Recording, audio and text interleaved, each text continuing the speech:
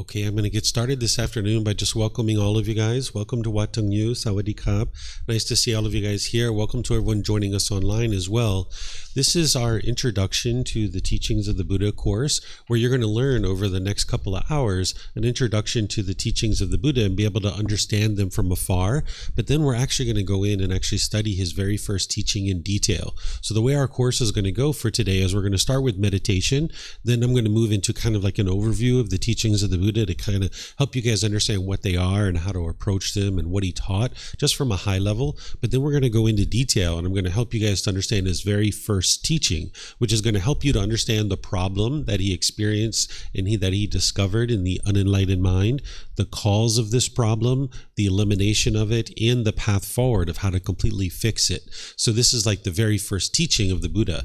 It's like if you were going to go on a hike and you went to a trail, there might be a trail marker at the beginning of that trail, and it's going to kind of tell you like, go, down this trail, down this ravine, cross over this stream, walk up this mountain, and then circle back around to the parking lot, and you'll kind of know what's going to be on this journey. Well, that's what the Four Noble Truths are. That's what I'm going to teach you. The very first teaching of the Buddha, it's giving you kind of that overview of the teachings of the Buddha where you can kind of peer into what actually is causing the mind to experience things like anger, sadness, frustration, irritation, annoyance, guilt, shame, fear, stress, anxiety, loneliness, boredom. You can peer into this and you can actually see why your mind is experiencing these feelings. And then the Buddha gives you the solutions of how to fix this so that you can get to the enlightened mental state and no longer experience these discontent feelings anymore. So you can have this real breakthrough to understanding what's causing these feelings so that then you can actually eliminate them.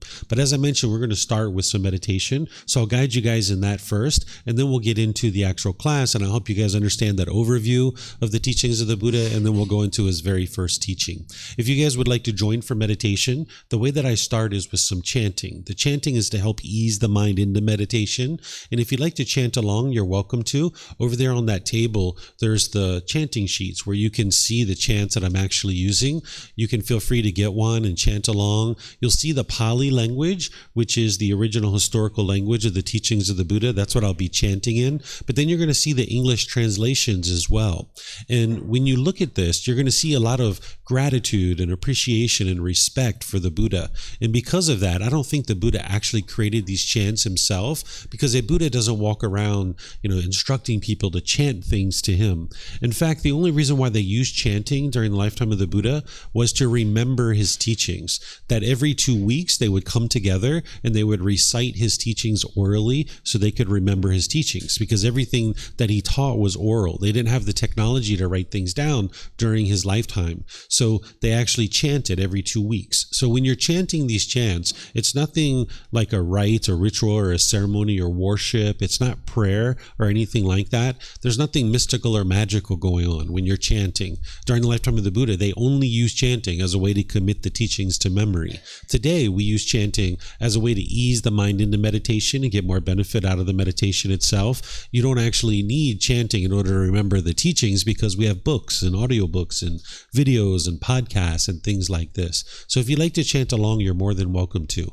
After we do the chanting, we're going to come in with some guidance. I'll be guiding you in the actual meditation for a period of time, for maybe like 5 minutes or so. You'll hear me kind of guiding you. But then we're going to go through a period of time where we're just meditating. Everyone together here at the temple, and those of you guys joining us online, we'll just be meditating together. It'll be kind of a period of time where it'll be quiet, but it's not going to be completely quiet, right? Because you're going to hear occasional cars or birds chirping. You might hear some dogs barking or something like this. So as long as your mind's not craving permanent silence, when you hear that dog barking or the car going by or the motorcycle, you won't be annoyed or frustrated. So we'll go through this period of time where it'll just be quiet and we're just meditating together. Then we're going to come out of the meditation with some more chanting. And then that's where I'll start teaching you guys this overview of the teachings of the Buddha, and then we'll dive into his very first teaching. So again, if you guys would like to join, I'm going to start with the chanting. And then in terms of your body positioning for meditation, there's actually 4 positions to meditate in. And you can can learn these at different times. You can learn the seated, lying, standing, and walking positions. And you would use these at different times for different reasons. And there's a course coming up on Monday. It's a Monday through Friday course where I teach from 9 a.m. to 3 p.m. And in that course, I'm going to teach all 4 positions because it's a more in-depth course. It's a foundational course, but it helps you to be able to get started. And you need these 4 positions. The seated, lying, standing, and walking position are used at different times for different reasons because your body can't permanently be in just one position. So since you guys are just starting out, I'll give you some guidance on the seated position just to help you find something that's comfortable for you. It's not about everybody being in exactly the same position because this isn't actually possible. So in terms of the seated position, you might be sitting on the floor, you might be sitting in a chair. If you're at home, you might be on a sofa or a couch or a bench or a wheelchair or something like this. You can really sit however you're comfortable. So what I'm going to share with you is just a little bit of guidance. So if you're on the floor, you might sit with some cushions under your rear. This is going to help to kind of soften your seat and make it more comfortable for you. And then you'd like to just lightly cross your legs. If your legs are real tight, it's going to impede the circulation and it's going to cause pain in the body. So it's going to make it challenging for you to actually meditate. So you'd like your legs to just be lightly crossed. Some people like to put their legs off the mat. This helps to get your hips up in the air and it lessens the angle at the hips, the knees, and the ankles. And again, it allows the circulation to flow. The hands and the arms, the Buddha put his right hand over his left with his thumbs together, and he put this into his lap. If you'd like to do this, you could. But again, it's not about everyone doing it the same way. There's other options here too. Some people like to put their palms on their thighs or on their knees. Some people put their palms up. Some people like their hands just comfortably in their lap. So you can sit however you're comfortable with your hands and the arms. And the same thing for anybody in a chair, or like I mentioned, if you're at home on a sofa or a bench or a wheelchair, you can just sit however you're comfortable. Some people like to put their feet flat on the floor or lightly cross at the ankles, but you can see me in a chair with my legs crossed, so you can really sit however you like. And then the same thing with the hands and arms. You can just put those wherever you like. With the upper body, it's nice if this is erect with your sternum up and your shoulders back. It'll keep the mind attentive and alert during the meditation. Whereas if you were slouched, the mind would have a tendency to be dull or lethargic. But if you're real rigid, the mind could be overactive or uptight. So you'd like the upper body to be in the middle with the sternum up and the shoulders back, where it'll keep the mind attentive and alert during the meditation. Because this is a dedicated, active, purposeful training session where you're eliminating certain unwholesome qualities from your mind and you're cultivating certain wholesome qualities in your mind. So you're going to need your mind to be attentive and alert during the meditation in order to train it this way. So by having the sternum up and shoulders back, it'll keep the mind attentive and alert so you can actively train the mind. It also makes it easy for you to breathe in through the nose and out through the nose as you're meditating. So again, if you guys would like to join in the chanting, I'm going to start with that, and then after that we'll come in with guidance. Do you have a question? Would you mind getting a microphone here, because we have people joining us online and then they'll be able to hear you. You can bring it back to your seat because you might have more than one question. Just press the gray button. You'll see the lights come on, and just wait like a second or so and then hold it up to your chin. I was wondering if this chanting is the part of any sutta, like the heart sutta or something like that, or it's specialized for thanking Buddha. Yeah, this particular chant isn't part of a sutta like what you're describing. Instead, I suspect that these chants were created by his students in order to honor and respect him, but you can't like invoke him to do anything particular for you today. But if you learn from a teacher how to move from this anger and sadness and frustration and all these other feelings to this peace and joy that is the enlightened mental state, and this person doesn't want anything from you or expect anything from you, you'd probably have a lot of respect and gratitude from for this person as well. So that's where I suspect that these chants came from, is more of like a way of respecting and appreciating him. And they probably created them either during his life or after his death. So they're not part of a sutta, but they are something that's been handed down from generation to generation. And this is how each kind of event in a Buddhist tradition of this tradition, they usually start with these chants. And it doesn't matter where you are, if you're in this type of temple, which is called Theravada Buddhism, which means the teachings of the elders, they will typically start with these same exact chants. Thank you very much. You're welcome. Okay, so I'm going to start off with the chanting, and you guys are welcome to join in, and then I'll come back in with the guidance for the meditation. อะระหังสัมมาสัมพุทโธมหาเขวาพุทธังมหาเขวันนังอภิวาเทมิสวากขาโตมหาเขวตาธัมโมธัมมังนามัสสามิสุปฏิปันโนมหาเขวโตสาวกสังโฆสังฆังนามามินับโมรัสสะภะคะวะโตอะระหะโตสัมมาสัมพุทธัสสะนับโมรัสสะภะคะวะโตอะระหะโตสัมมาสัมพุทธัสสะนับโมรัสสะภะคะวะโตอะระหะโตสัมมาสัมพุทธัสสะอิติปิโสมะคะวะอะระหังสัมมาสัมพุทโธวิชาจารนังสัมมุโนสกขาโตโรกาวิตูอนุเตโรปุริสานามาสติสตาตาวามนุสนังโพโตภะคะวะติ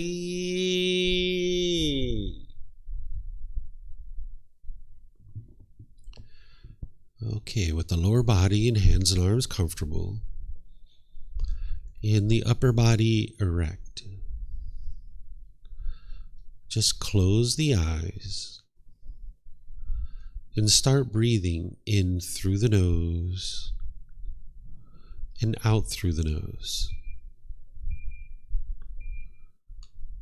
Here you're just looking to establish the breath. A nice, natural, steady, consistent breath.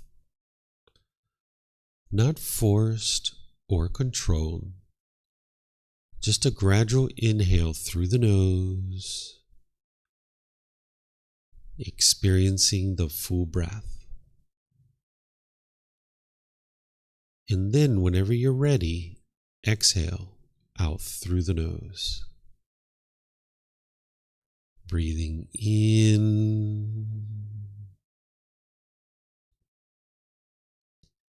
and out.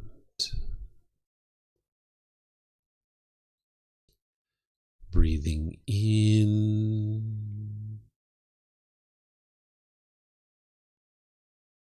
and out. Your breath may not match up with the guidance that I'm providing, and that's okay. This is your practice. I'm just here for guidance. You can use this voice as a reminder that whenever you get to the next inhale, breathe in naturally through the nose, developing a nice, natural, steady, consistent breath. And then whenever you're ready, exhale out through the nose. Breathing in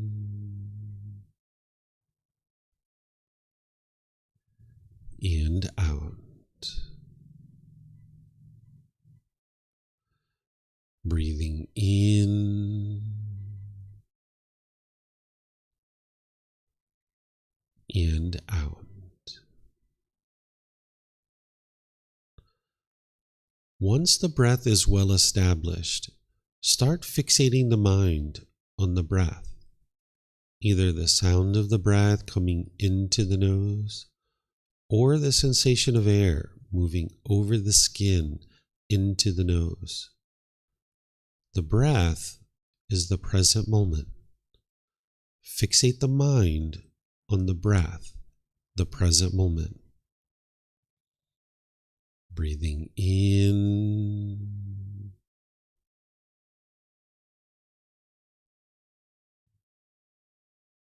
and out.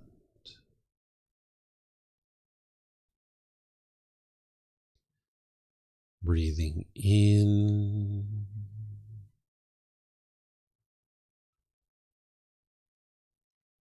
and out. With the mind fixated on the breath, whenever you notice that it moves off the breath, cut that off, let it go, and come back to the breath, the present moment. No need to observe the thought, label it, judge it, analyze it, or even try to figure out where it's coming from. Whenever you notice that the mind is moved off the breath, cut that off, let it go, and come back to the breath, the present moment. Breathing in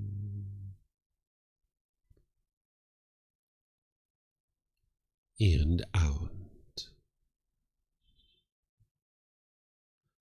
Breathing in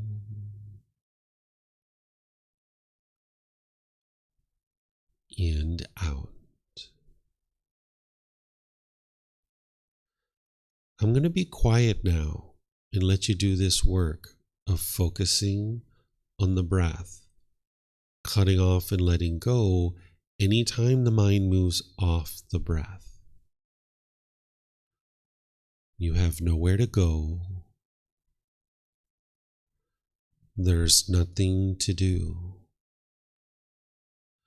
No one needs you right now. This is your time to focus on the breath. Breathing in and out.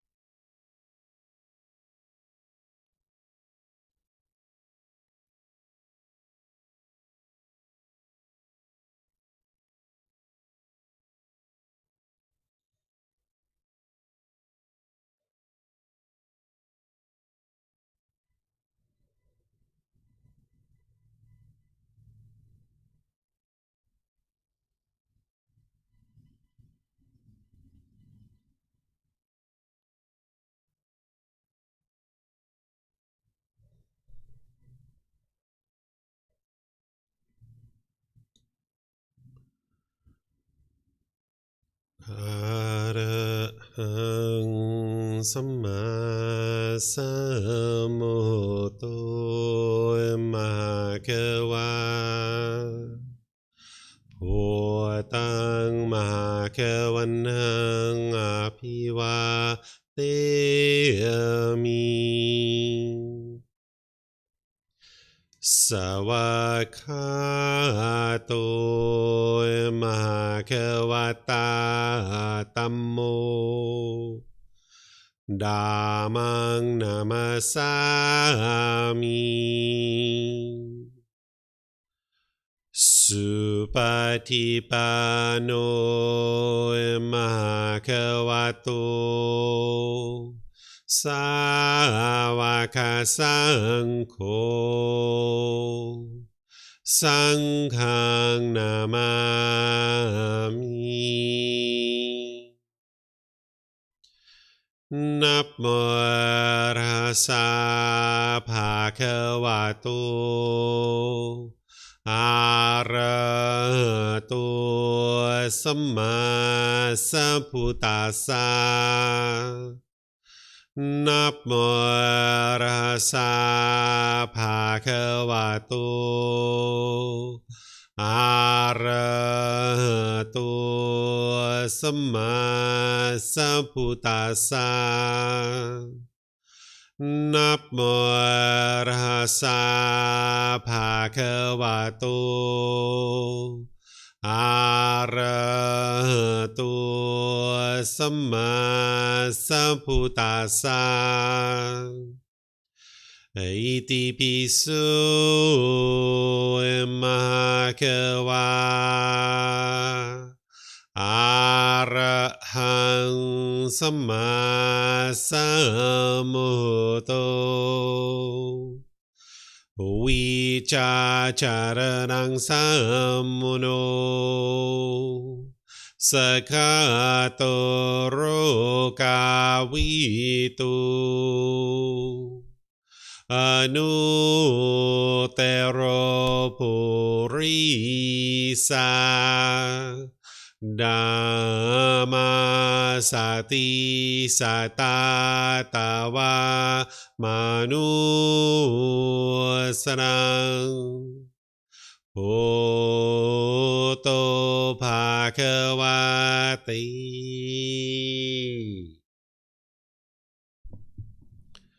Okay, if you guys would like to slowly make your way out of meditation.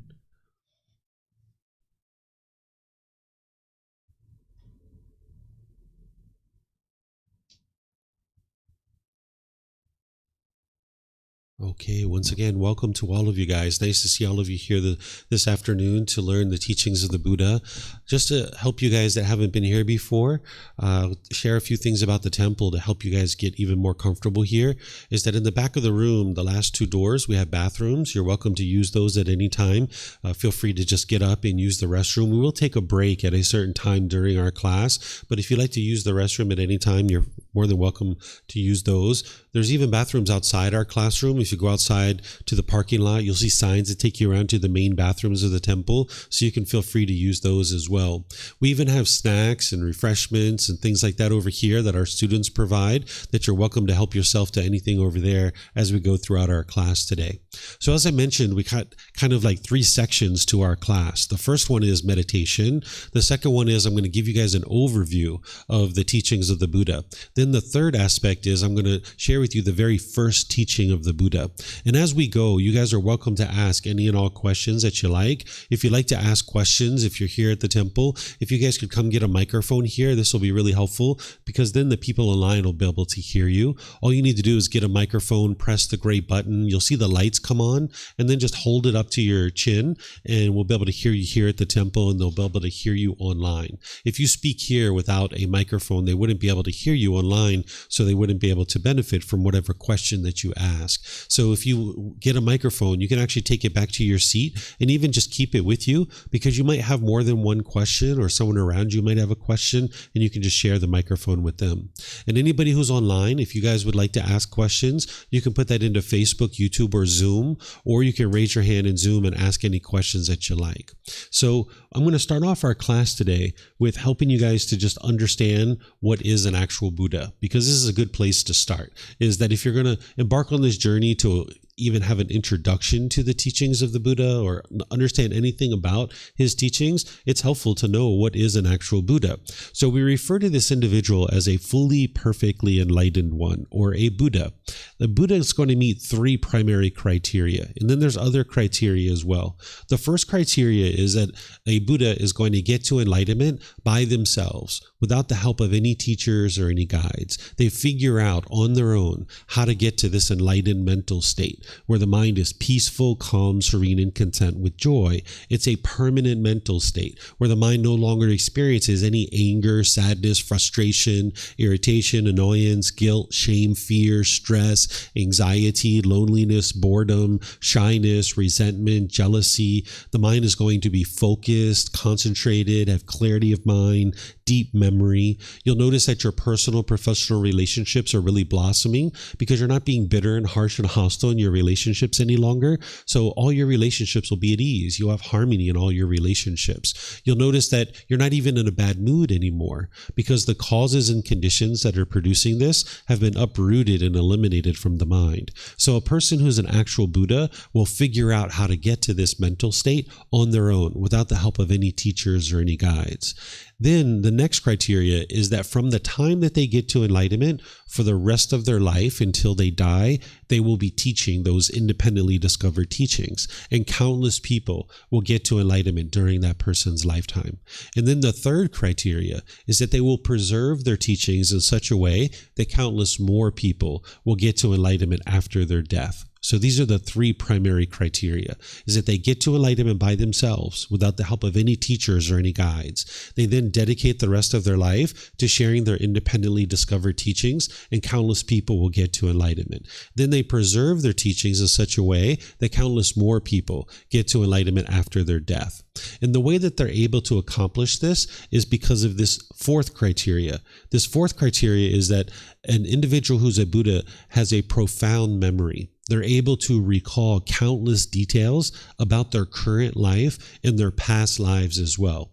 The way that you might think about this is you might think about it like a hard drive. Like, for example, for you, you have a certain hard drive, a certain capacity, maybe 500 megabytes or 500 gigabytes or who knows, 1 terabyte, whatever your capacity is in your mind. When you get to that point, you need to delete old files in order to store new files. This is the reason why if you think back to your childhood, you just have spotty memories because you've had to delete those files in order to store the new files. So the last 5 or 10 years, you kind of know what you've been up to in the last 5 or 10 years. But if you go back to your childhood, you don't really have direct recall of all those situations that you were encountering because you've had to delete those files in order to store these new files. An individual who's going to become a Buddha, they don't have this. They have an unlimited capacity. They can remember countless details about their current life and then their past lives too. And they put together all that wisdom to get to the point where in their current life, they can actually apply this wisdom in their day-to-day life in order to be able to experience this enlightened mental state. And that's how they do it, is they cultivate this wisdom over multiple lifetimes. And now they can experience that enlightened mental state in this life without the help of any teachers or any guides. They also can quickly determine the condition of someone else's mind when they spend time with this person, because there's certain pollutions that are in the mind that are hindering it from being able to experience this enlightened mental state. And an individual who's a Buddha can observe those pollutions in another person's mind, and then they can provide them teachings that are actually going to help them to be able to then get to enlightenment. They don't just kind of peer their way into somebody's life and give unsolicited guidance. Instead, as a student is studying with an individual who's an actual Buddha, they would be able to then observe that person's mind and then help them through offering them teachings to be able to help improve the condition of their mind. And then lastly, an individual who's a Buddha, they're going to have a deep practice of their teachings. They're going to be a living, breathing, walking example of their teachings, because a Buddha is wise enough to understand that they teach through their spoken words, but they also teach through their actions, their day-to-day actions. As their students are learning with them, they're going to observe that. And then their students can learn through observing the Buddha of how he actually functions in the world. So the teachings of the Buddha are here to guide somebody to this enlightened mental state, and a Buddha is going to be teaching those verbally, but he's also going to be practicing them. So it's not like he teaches one thing and then does something completely different. Whatever he's teaching, that's what he's going to be practicing as well. So these are some of the criteria of what make a Buddha a Buddha. This type of individual is very rare in the world. The last one that the world is currently aware of existed over 2,500 years ago. So you're going to need help. You're going to need guidance on the path because you're not an actual Buddha. You can't get to enlightenment by yourself. So a individual who's an actual Buddha is very rare in the world. Nowadays, you might encounter certain people that tell you that everybody is a Buddha, but the Buddha never taught that. That's what people today are actually saying. But this isn't actually true, because if you understand the criteria of what makes a Buddha, you can understand that not everybody is a Buddha. And you can see in the original words of the Buddha where he talks about how rare it is that an individual actually is an actual Buddha. So these are the criteria of what make a Buddha an actual Buddha. Some other things in terms of what the teachings of the Buddha are. I'm going to teach you what the teachings of the Buddha are, and I'm going to share with you what the teachings of the Buddha are not. Okay? So what the teachings of the Buddha are is they are a path to attaining enlightenment, that you can attain this mental state in this life, or you can attain it at death. It's a way to purify the mind. What the Buddha essentially did is he discovered these 10 individual pollutions in your mind, and then he gave you the tools and the techniques of how to eliminate those from your mind. We refer to these as the fetters. A fetter during the lifetime of the Buddha was a shackle and a chain and a ball, and you attach this to your ankle. If you were a criminal or a prisoner, they would attach this to your ankle in order to keep you confined in a certain area. So they would have like a field, and then they would have the prisoners just kind of sitting around talking, and they would have this fetter attached to their ankle, where today we put prisoners in jail cells or prison cells or something like that.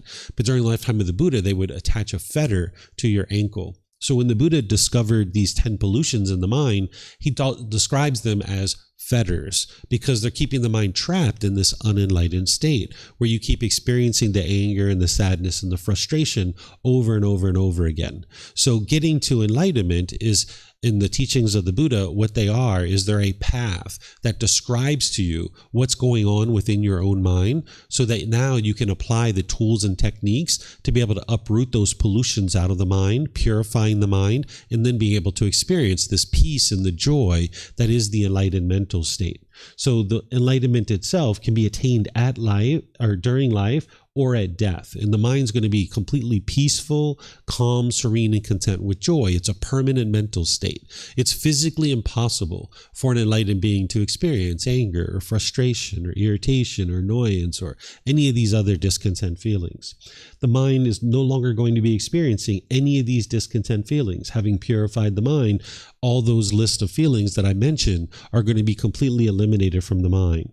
There's this high degree of focus, concentration, clarity, and deep memory, because now the mind is performing optimally. It's not burdened with these pollutions anymore. It's kind of like a musical instrument, that if you had a musical instrument that was either tuned too tight or too loose, and you pluck the string, it's not going to play beautiful music. It's not playing the way the instrument was intended to play. And it's the same thing with the human mind, that if the mind has these pollutions, it's not performing the way it's intended to perform. It's not performing optimally. So when you eliminate those pollutions out of the mind will now start performing optimally. And this is a gradual training, gradual practice, and gradual progress. One of the biggest myths about the life story of the Buddha is people think that he sat under a tree, he meditated, and then he instantly got to enlightenment. And this isn't actually true. You can see it in his own words, where he talks about this gradual training, gradual practice, and gradual progress. And you can see it in your own life as well, because everything you've ever done has been gradual training, gradual practice, and gradual progress. Whether it's learning to speak a certain language or some kind of skill or ability that you have at work or something like that, it's been gradual training, gradual practice, and gradual progress. So getting to enlightenment is the same way. You'll see these qualities of enlightenment starting to shine through more and more as you're training your mind in this way. You'll notice that you'll be able to be polite, kind, friendly, and respectful towards all beings. Right now, you probably find that challenging because there's certain pollutions that are in your mind that are hindering you from being able to do that. When you're in a certain situation, if things aren't going your way, if they're not going the way you want them to go, you might be impolite, unkind, unfriendly, and disrespectful to the people around you. You might even feel like you're justified in being disrespectful to this person. But this is only causing harm. And now this harm is going to come back to you. So by the time you get to enlightenment, you'll have deep wisdom that you'll be able to practice and navigate the world. And you'll be able to be polite, kind, friendly, and respectful to everybody around you. You won't be causing harm to other beings and to people that are around you or any beings whatsoever. And because of that, you'll notice that your personal and your professional relationships are really blossoming. When you're being bitter and harsh and hostile to your mom or your dad or your brothers or sisters or your life partner or your children or something like this, that's all just going to come back to you. And you can see that to be true in your life, that when you're bitter and harsh and hostile to people, it just comes back to you. So by the time you purify your mind and you can function in the world with politeness, kindness, friendliness, and respect, you'll see that your relationships will really improve. They'll really blossom. They'll be at ease. You'll notice that in order to accomplish this mental state, you're going to need to eliminate what's called craving, anger, and ignorance, or this unknowing of true reality. I'll give you guys an overview of what this is because this is a high-level way to describe the pollutions in the mind that the Buddha discovered. Remember, there's those 10 fetters. That's the most detailed description of what the Buddha discovered in the mind. But when we talk about it from a high level, we refer to them as the 3 unwholesome roots, or the 3 fires, or the 3 poisons. This is what's poisoning the mind. These are the unwholesome roots. And now when you make decisions through those unwholesome roots, it's going to produce unwholesome results in your life. So I'll give you guys an overview of this. And then in other programs, I actually go into detail describing these 3 unwholesome roots for you because you need to know what they are so you can see the symptoms of them, but you also need to know the solutions. This class, I'll just introduce you to what they are and I'll explain the problem. But just understand there's solutions to these to actually fix these. What craving is, this is the outward seeking of satisfaction, where the mind is longing and yearning. We call it craving, desire, attachment, wants, expectations, where the mind is chasing after the objects of its affection. It's like the next new shiny object waiting around the corner is going to provide some lasting satisfaction. So the mind chases it and chases it and chases it and chases it. The mind thinks, I know what'll make me happy. More money. That's what it is. I need more money. Let me chase that for a while. So you chase that money for a while. And then eventually you get a raise at work and you get so happy and you get so excited, but then it fades away, right? And you're like, oh, I know what I need. A new boyfriend or a new girlfriend. That's what'll fix everything. Let me chase a boyfriend or girlfriend for a while. Now you'll chase that and you'll get your boyfriend or girlfriend and you'll be so excited and so happy. But then over time, the relationship starts to deteriorate and you're angry and frustrated and right back where you started from. And then you're like, oh, I know what I need. A new house. That's what'll do it. A new car, a new pair of shoes, some more jewelry, more friends. You know, you just kind of look outwardly for this satisfaction, and the mind's chasing and chasing and chasing, and it's basing its inner feelings on whether it gets this thing or not. If you get what you want, you get happy. But if you don't get what you want, you get angry or sad or frustrated. We're going to dive into this in more detail today after I give you this overview. So when the mind is experiencing these cravings, desires, attachments, if it gets what it wants, it gets that happiness. But if it doesn't get what it wants, it gets the painful feelings. And one of the things that can arise is the anger, the hostility, the bitterness, the hatred, the ill will, the frustration, the irritation. That's the second poison. And now when this anger is arising in the mind firmly believes that it's somebody else who's causing you to be angry. This is one of the things that the unenlightened mind has, is it firmly believes that something external is causing you to be angry or frustrated. So what you'll tend to do is you'll tend to push this person away, or you'll push the situation away. This is called aversion, where you might think that the problem is external and you might have pushed your friends away, or you might have pushed your family members away, thinking that that's going to solve the problem. But you can see that doesn't solve the problem because you still get annoyed, you still get frustrated, you still get irritated. Or the other thing you might do when you firmly believe the problem is external is you might be bitter and harsh and hostile towards people through your intentions, your speech, and your actions. And now you damage your relationships. And now some of these people might choose to leave out of your life because they're not interested in being around that. Or the third thing you might do is you might put your expectations on someone, trying to control them or forcing them to do things your way.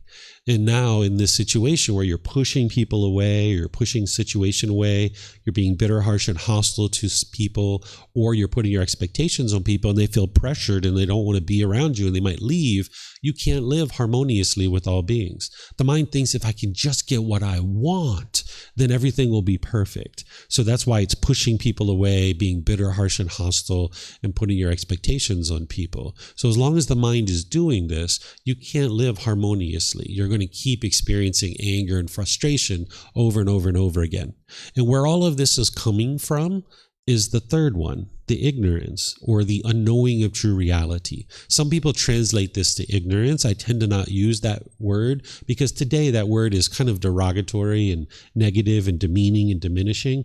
The Buddha wouldn't have spoken that way about people. He would have not spoken in degrading and diminishing ways. So that's why this phrase unknowing of true reality is a better way to think about it, where the mind essentially lacks wisdom. It has confusion. It has misunderstanding. It just doesn't understand what it doesn't understand. So because of the mind's lack of wisdom, craving and anger continues to exist in the mind. The mind's lack of wisdom, it will firmly believe other people are causing you to be angry.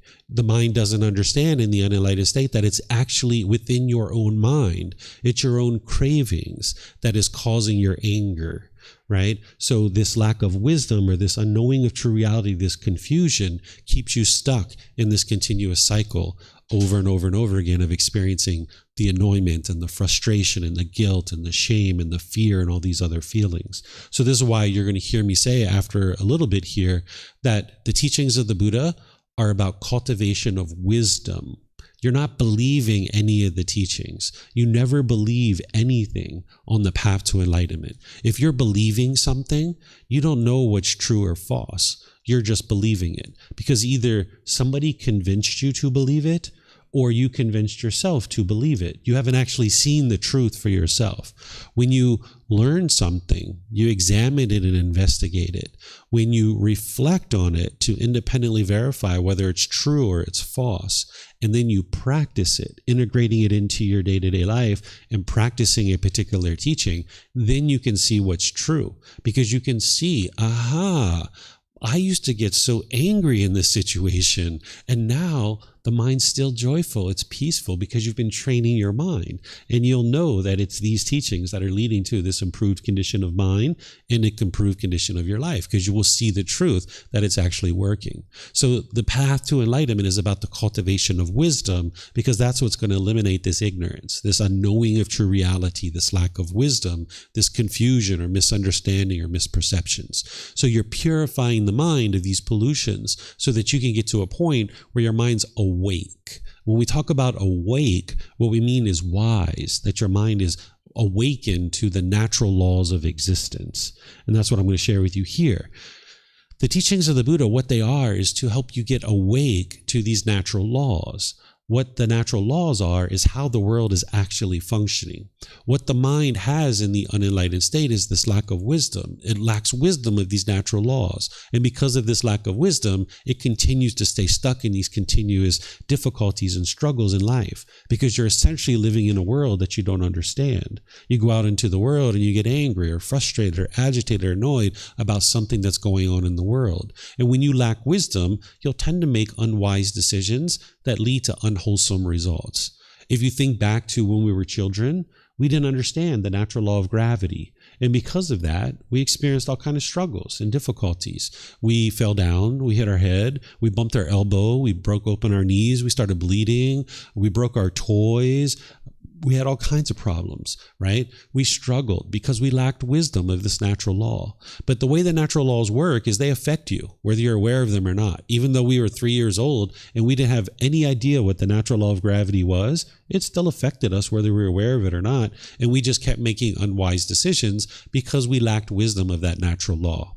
But slowly but surely, we gained wisdom of this natural law. We learned it and we were able to see the truth for ourselves. We could see, yep, it's true. There it is. We can see that it's actually real. And we started making wiser and wiser decisions. We started tying our shoes a bit tighter. We stopped bouncing around like little kids all the time and getting so excited. We looked at the surface of the sidewalk as we were walking, and we made better choices about the natural law of gravity. And now we're at the point where we can ride bicycles, we can ride motorbikes, we can climb ladders, we can get on airplanes and fly all over the world because we understand the natural law of gravity, and we know how to navigate this world peacefully because we have wisdom of this natural law. Well, there's these other natural laws that are affecting you, whether you're aware of it or not. And the Buddha discovered what these natural laws are, and that's what he's doing through his teachings, is he's guiding you to be able to learn these natural laws. So the teachings of the Buddha are to be able to learn, reflect, and practice to acquire wisdom of these natural laws. So you investigate and examine his teachings. You're learning them. You're then reflecting to independently verify whether they're true or they're false. And then you practice his teachings by integrating them into your day-to-day life and making wiser and wiser decisions. And I'm going to show you how to do this when we get to his very first teaching, which is the 3 universal truths and the 4 noble truths. I'm going to show you how to go through this learning, reflection, and practice. So the Buddha didn't explain how the world should be. And if everybody follows certain rules or commandments, the world was going to become a peaceful place. He didn't explain the way the world should be. He's explaining to you the way the world is. And by understanding the way the world is, having wisdom of those natural laws, you'll navigate the world more peacefully. When you're angry and you're sad and you're annoyed and frustrated or feeling guilt or shame or fear, this is the mind having difficulties and struggles because you're living in a world that you don't understand. And as long as you lack wisdom of the world that you live in, then you'll continue to have struggles and difficulties. So the Buddha is explaining to you the way the world is. And now with this wisdom, you can navigate the world more peacefully. So you're training the mind to experience this complete peace and joy through acquiring wisdom of these natural laws of existence while eradicating the pollutions of the mind, uprooting those pollutions out of your mind.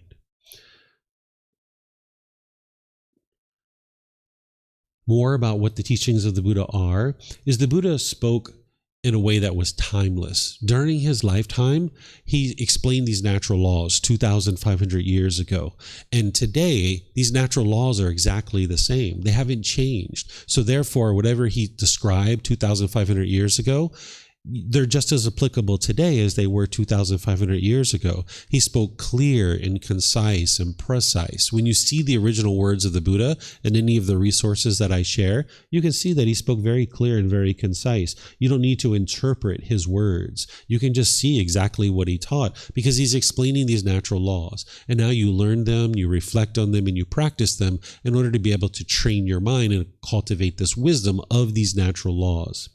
The Buddha did teach about the cycle of rebirth, and he taught about these 5 realms: the hell realm, the animal realm, the afflicted spirit realm, the human realm, and the heavenly realm. As you have heard me share, the teachings of the Buddha aren't based on belief. There's nothing in the teachings of the Buddha that is to believe. Even the cycle of rebirth in these 5 realms of existence, you can actually independently verify these. You might not actually have the wisdom right now of how to verify these, but as you progress in your journey on the path to enlightenment, you can gain wisdom about how to independently verify these. It's just going to take time for you to cultivate that wisdom. In volume 11 of our book series, we have 13 books. In volume 11, it's called The Realms of Existence. And in chapter 105, that's where I explain how to independently verify the cycle of rebirth and the 5 realms of existence. But it's in volume 11, chapter 105 for a reason, because it's something that you can just set aside. It's not something you need to approach right from the beginning. Instead, there's core central teachings that you need to be able to learn and grow and develop, and I suggest students focus on those first. But just understand that there is this cycle of rebirth and the 5 realms of existence that the Buddha taught, and he taught it for a reason. He taught it because it's true. It's 100% the truth, and you would need to know it in order to be able to make your way and journey towards enlightenment. The reason why he taught this is because if you were learning and growing and developing on the path to enlightenment, and you start experiencing communication from these various beings, where you can actually hear them and they can actually talk to you, because this is one of the things that people experience in their day-to-day life as part of getting to enlightenment. As you're getting rid of this pollution of your mind, you might actually hear things that other people don't hear. This is communication from these other realms. And in this situation, if you didn't understand these other realms, that they existed, you might think you're actually going crazy, or you might think you're schizophrenic or something like this. But if you understand that these are beings in other realms, and just like you're sitting in a restaurant and 2 tables over, somebody is talking and you can tune out that conversation and just focus on the conversation that you have, you can do the same thing with these beings from these other realms. You can just tune it out if you like and just focus on whatever you're doing. You don't have to think that you're going crazy. Or one of the things you might experience as you're training your mind is you might start actually having memories of your past lives. This is something that people experience, that as you're getting rid of this pollution, you might actually start having vivid memories of being murdered, for example. And you know that wasn't in this life because you're still alive, right? But if you start having these vivid memories of being murdered, and now in your day-to-day life, you're having these more and more memories, this could really shake you up if you didn't realize that this was past life memories. And then some people actually see these beings too, the hell beings, the afflicted spirit beings, or the heavenly beings. They're formless beings. They don't have physical form, but some people can actually see them. And if you saw these beings and you don't understand that this was normal, it could really shake you up. So these beings, while we call them realms, people oftentimes think they're in really far distant places, like the heavenly realm is really far in the sky somewhere, or the hell realm is deep down into the core of the earth. In reality, these beings are all in the same time and space as us.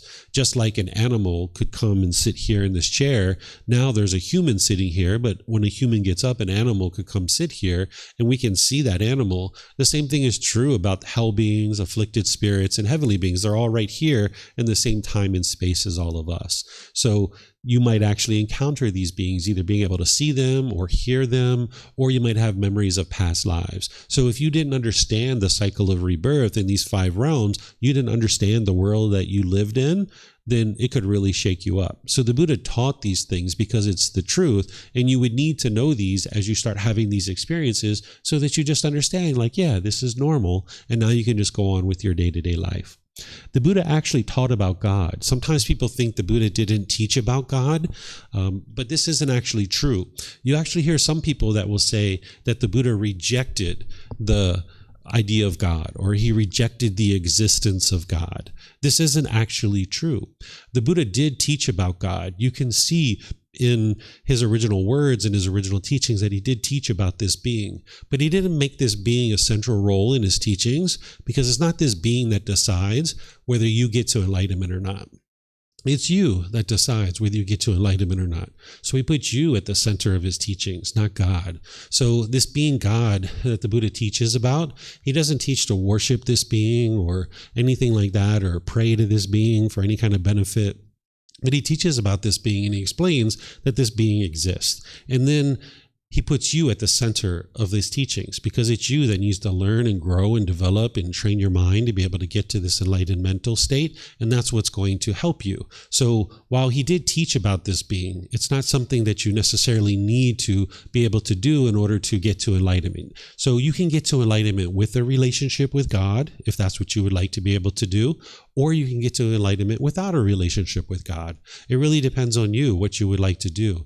And in our different programs, we teach you about this being, just like the Buddha did, and we help you to be able to understand how to get to enlightenment if you would like to have a relationship with this being, and we teach you how to get to enlightenment if you aren't interested in having a relationship with this being, because it's not this being that's going to determine whether you get to enlightenment or not. It's your decisions. So the Buddha placed you at the center of his teachings because it's you that needs to learn, grow, and develop to be able to get to enlightenment.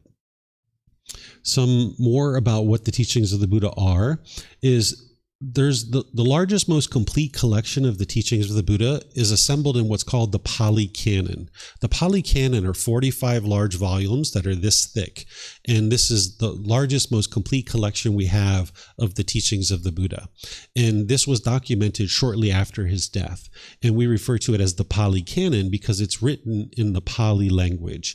And now it's been translated into many different languages. So that's why everything I teach in English. So these teachings of the Buddha we can now study in the English language. So these discourses were documented after his death in these 45 volumes of books. And what we've done is we've consolidated this down into 13 books, because one of the things you'll see in these 45 large volumes of books is you'll see lots of repetition, because that's how the Buddha taught in order to help people remember his teachings. When you're teaching an oral tradition, there's essentially three things you do to be able to help people to remember your teachings.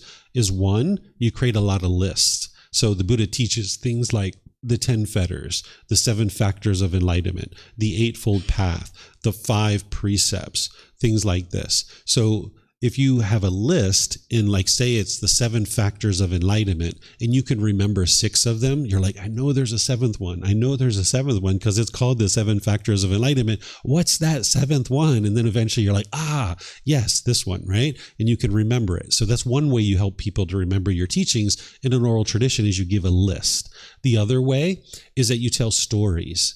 When you tell stories, people will remember your story, and they'll remember the moral of your story. So the Buddha used to tell stories or similes. And then the third way is that you repeat things over and over and over again. So you could read like 100 pages of the Pali Canon, and it could potentially be like the same page just being repeated over and over and over again with like one sentence that changes. So the Buddha has a lot of repetition in the Pali Canon. When they documented his teachings, they documented that repetition because that's how they remembered his teachings. But today, what we've been able to do is consolidate this down into 13 books so that you can really focus on what you need in order to be able to learn and practice and train your mind to be able to get to enlightenment. So the way that I think about the teachings of the Buddha, in addition to everything that I just shared with you, is the teachings of the Buddha are to heal from what hurt you so that you never need to hurt ever again. Right? This is what the teachings of the Buddha are. They're essentially a self-help program to be able to look inward and train your own mind so that you can heal from what hurt you so that you never need to hurt again. But what hurt you is inside your own mind. It's not the outside world. So the teachings of the Buddha are to help you look inward, be introspective, purify your mind, and get to the point where your mind's peaceful and joyful permanently all the time.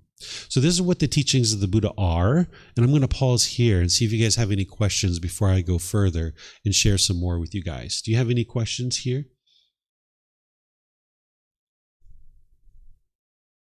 You have a question? Yes, sir. Yeah, if you can go back to the, one of them mentioned the karma law. The natural law of karma. Yeah. Yeah. And does these things talk about the karma law? Or because I think you mentioned before that if you're going to be a good person and do good things, then your karma would be positive and vice versa. And does these things relate to karma directly? Yeah, so when we talk about awakening to the natural laws of existence, this is a way to talk about what the Buddha taught as an umbrella. But inside of that, the main natural law that he's teaching you, even though there's others, the main one is the natural law of karma, or some people refer to it as karma. Karma is the different language. It's Sanskrit, where the Pali language, we use the word karma, but it's referring to the same thing. And if this translated to just one English word, I would just use that English word because it'd be much easier for everybody to be able to understand what that is. But since it doesn't translate to just one English word, I still need to use this word karma. And what it means is cause and effect, or action and result. It's the results of your decisions. That when you make decisions wisely, you're going to experience wholesome results or wholesome karma. And when you make decisions unwisely, you will experience unwholesome results or unwholesome karma. So it's nothing mystical or magical. It's not like a black cloud following you around. It's not about punishments and rewards. It's not about who's at fault or who's to blame or anything like that. It's literally just when you make wise decisions, you'll experience wholesome results, and unwise decisions will experience unwholesome results. It's essentially like a sequence of events that when you have this particular decision, it's going to produce these results. And the Buddha is awakening you to that natural law, because when you go out into the world, for example, when you're bitter, harsh, and hostile, your mind is lacking wisdom of this natural law. You don't understand that when you're being bitter, harsh, and hostile to others, it's just going to come back to you. It's kind of like walking down the beach, kicking up sand, and it blows right back in your face, right? And if you understood this natural law, you would stop doing that, right? So we don't walk down the beach kicking up sand because we don't like it when it blows back into our face. And we've learned, like, no, don't kick up sand. But as a little kid, that's probably what we did until we realized, like, no, I don't like that. So I'm going to stop doing that, right? So what we do with our lack of wisdom in the unenlightened state is when we're bitter, harsh, and hostile, we actually think that they deserve that. They deserve me doing that to them. But we don't see what's coming back to us and the hostility and the difficulties that we experience because of that. So when you learn this natural law, when you fully awake to it, you're going to make wiser and wiser decisions, and you'll experience nothing but wholesome results. But as long as you're making unwise decisions, you'll experience unwholesome results. And that's where we typically blame other people for what you experience. If you experience unwholesome things in your life, you'll probably blame other people. That's what the unenlightened mind does with its lack of wisdom. But when you experience wholesome things, it's like, that's because of me. I did that, right? All these unwholesome things was because of other people, but the wholesome things was because of me, right? Well, you can't have it both ways. It's either one way or the other. You're either experiencing the results of your decisions, or it's other people that are causing these problems in your life, right? So what we tend to do with the lack of wisdom of this natural law is we'll think that what we're experiencing is good luck or bad luck, right? Or destiny or fate, or we'll blame other people for what we experience. And if you resign yourself to this type of thinking, you'll never be able to solve your problems, right? Because if it's destiny or fate, that means you're locked in. You're like a robot. Or if it's good luck or bad luck, you have no ability to change that. Or if it's other people that are causing the difficulties in your life, you have no ability to change that either, because you can't train 8 billion people to do things your way. But when you come to understand the natural law of karma, what you'll understand is that it's your decisions that are leading to any particular result that you experience, either wholesome or unwholesome. And now, if there's anything that you don't particularly care for in your life, you just cultivate wisdom, make different decisions, and you will experience different results. Right? So just cultivate wisdom, make different decisions, and you will experience different results. And this is where you gradually learn the teachings of the Buddha through learning them, examining them, and investigating. You reflect on them to independently verify them, and then you practice them to be able to see the truth about this natural law. And now you'll navigate the world more peacefully through your wise decision making. You're welcome. Okay, let me see if we have any other questions here. All right, I don't see any other questions anywhere. Let me see if we have any on Facebook or YouTube. If you're looking at my screen, there's some people on there doing some unwise things. That's not me. All right, they're making some unwise decisions. Okay, so let's keep going. So let's talk about what the teachings of the Buddha are not, okay? So the teachings of the Buddha are not a collection of beliefs, doctrine, concepts, opinions, or views that will produce a pleasant afterlife if you believe in them, or an unpleasant afterlife if you do not believe in them. The Buddha's teachings have no belief in them whatsoever. So you're not believing a bunch of things. They're not opinions and views. He's helping you to understand these natural laws. And it's not even about an afterlife. The Buddha's not guiding you to have some wonderful afterlife. He's guiding you to have a wonderful life now, in this life, right? That if you can train your mind in this life, you'll get to the peace and the joy in this life. That's one of the beauties about the teachings of the Buddha. It's not believe, believe, believe, believe, and then hope something good happens when you die. It's learn, reflect, and practice now in this life and experience the results now in this life. And you'll see your mind becoming more and more peaceful, because you know the situations where you're usually angry or frustrated or irritated. And as you experience those same things and you're not experiencing experiencing the anger and the frustration, then you know that your mind is experiencing progress, because you'll see that you're becoming more and more peaceful in all your relationships and all the various situations. So there's no belief in the teachings of the Buddha, and it's not about an afterlife. It's about getting to peace and joy in this life. The teachings of the Buddha, in my opinion, are not religion. Sometimes you hear people talk about the teachings of the Buddha as a religion, but in my opinion, they're not a religion. But it all comes down to how you think about religion. If you think about religion with one person at the top telling everybody else what they should or shouldn't be doing, and there's certain rules or commandments that everyone must follow, and there's certain rites, rituals, ceremonies, and worship, if this is the way you think about religion, the teachings of the Buddha aren't that. There isn't one person at the top of Buddhism that's telling everybody else what they should or shouldn't be doing. There are no rites, rituals, ceremonies, and worship in the teachings of the Buddha. If you've been in Buddhist environments where people are doing rites, rituals, ceremonies, and worship, those things aren't the teachings of the Buddha. You can actually run across individuals who are doing things. They might even be ordained. They might be wearing a robe and shaving their hair, or wearing white clothes and shaving their hair. If they're doing rituals and ceremonies and things like this isn't the teachings of the Buddha. He didn't teach rites, rituals, ceremonies, and worship because his goal is to help you cultivate wisdom. The rites, rituals, ceremonies, and worship doesn't help you to cultivate wisdom. So he never taught those things. So from that perspective, his teachings aren't an actual religion. And he didn't teach rules and commandments. He's guiding you to awaken to the wisdom of these natural laws so that you can make decisions wisely on your own about how to navigate the world. So if you think about religion in this way, the teachings of the Buddha aren't an actual religion.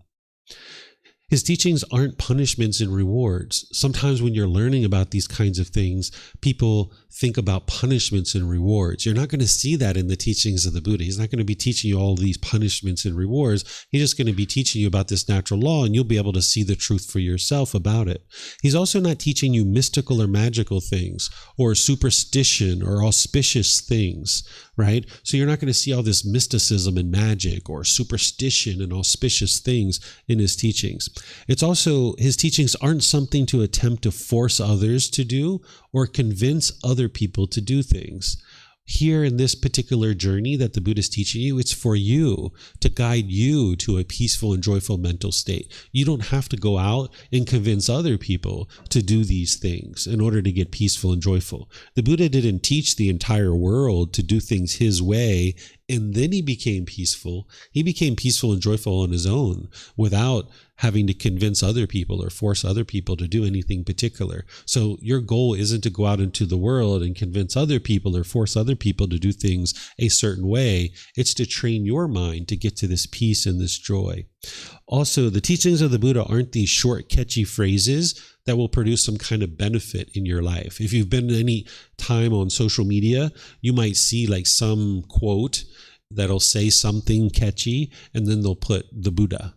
If you look those things up, 99.9% of the time, they actually aren't even the Buddha's words. They're actually somebody else's words, or somebody just created it on their own and they put the Buddha in order to give it credibility. So the Buddha's teachings are deep and profound. They're going to be able to help you fully understand these natural laws. So they're not these little short, catchy phrases that are going to produce some kind of benefit in your life.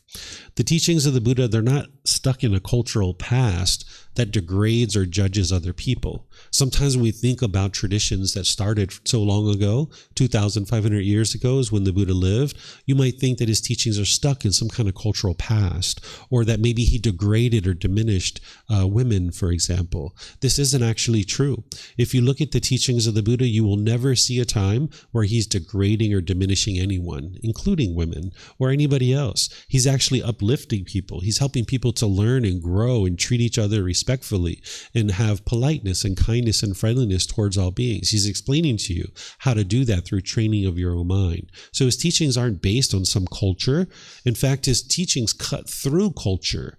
It's the culture that is teaching us to do things in one way in one culture, in another way in another culture. And then it's hard to see the truth of how should you navigate the world, because one culture does it one way and another culture does it a different way. And that can make it very challenging to navigate the world. But if you understand the natural laws and you function based on the natural laws, it doesn't matter where you are, whether you're in Thailand or the USA or Egypt, you can travel around to all these different places and you can just practice the natural laws, and you will have just a peaceful time, a harmonious time with all the people around you, because you're practicing and you're making decisions based on the natural laws, not based on the culture. So his teachings aren't based on culture. It cuts through all of those kinds of things. So any questions on what the teachings of the Buddha are not? Yes, ma'am.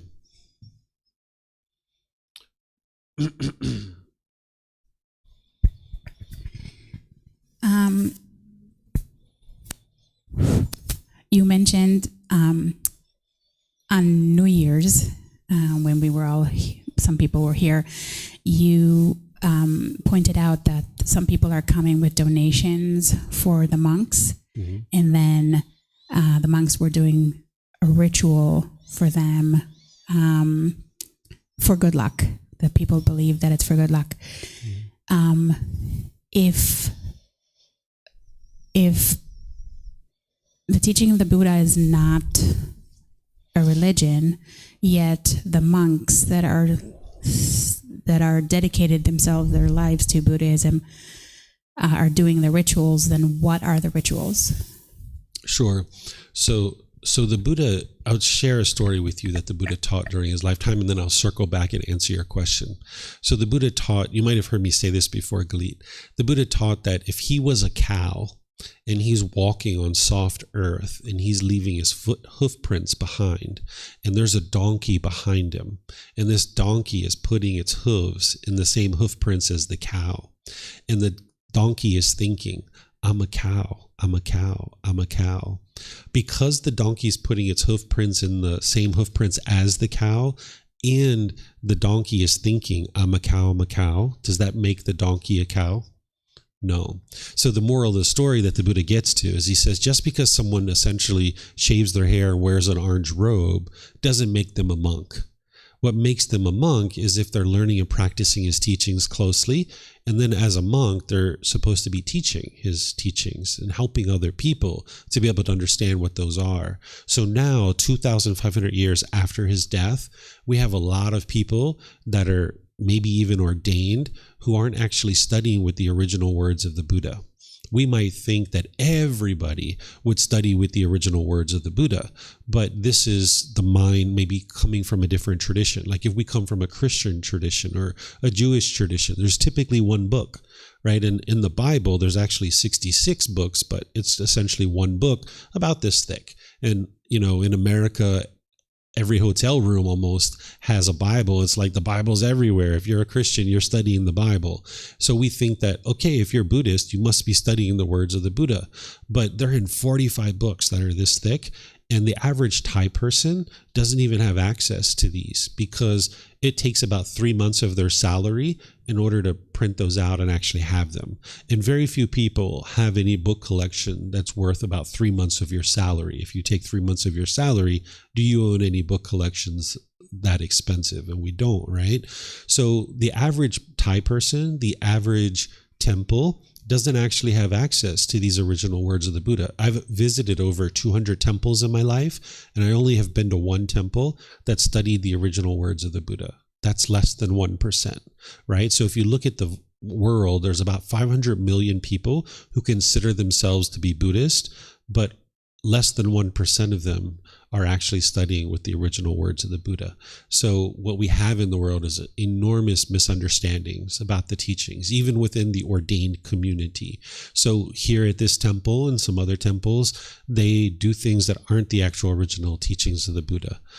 Here in Thailand, I've only ever been to that one temple, which is down in Bangkok, that shares the original words of the Buddha. And we do that here in English at this temple.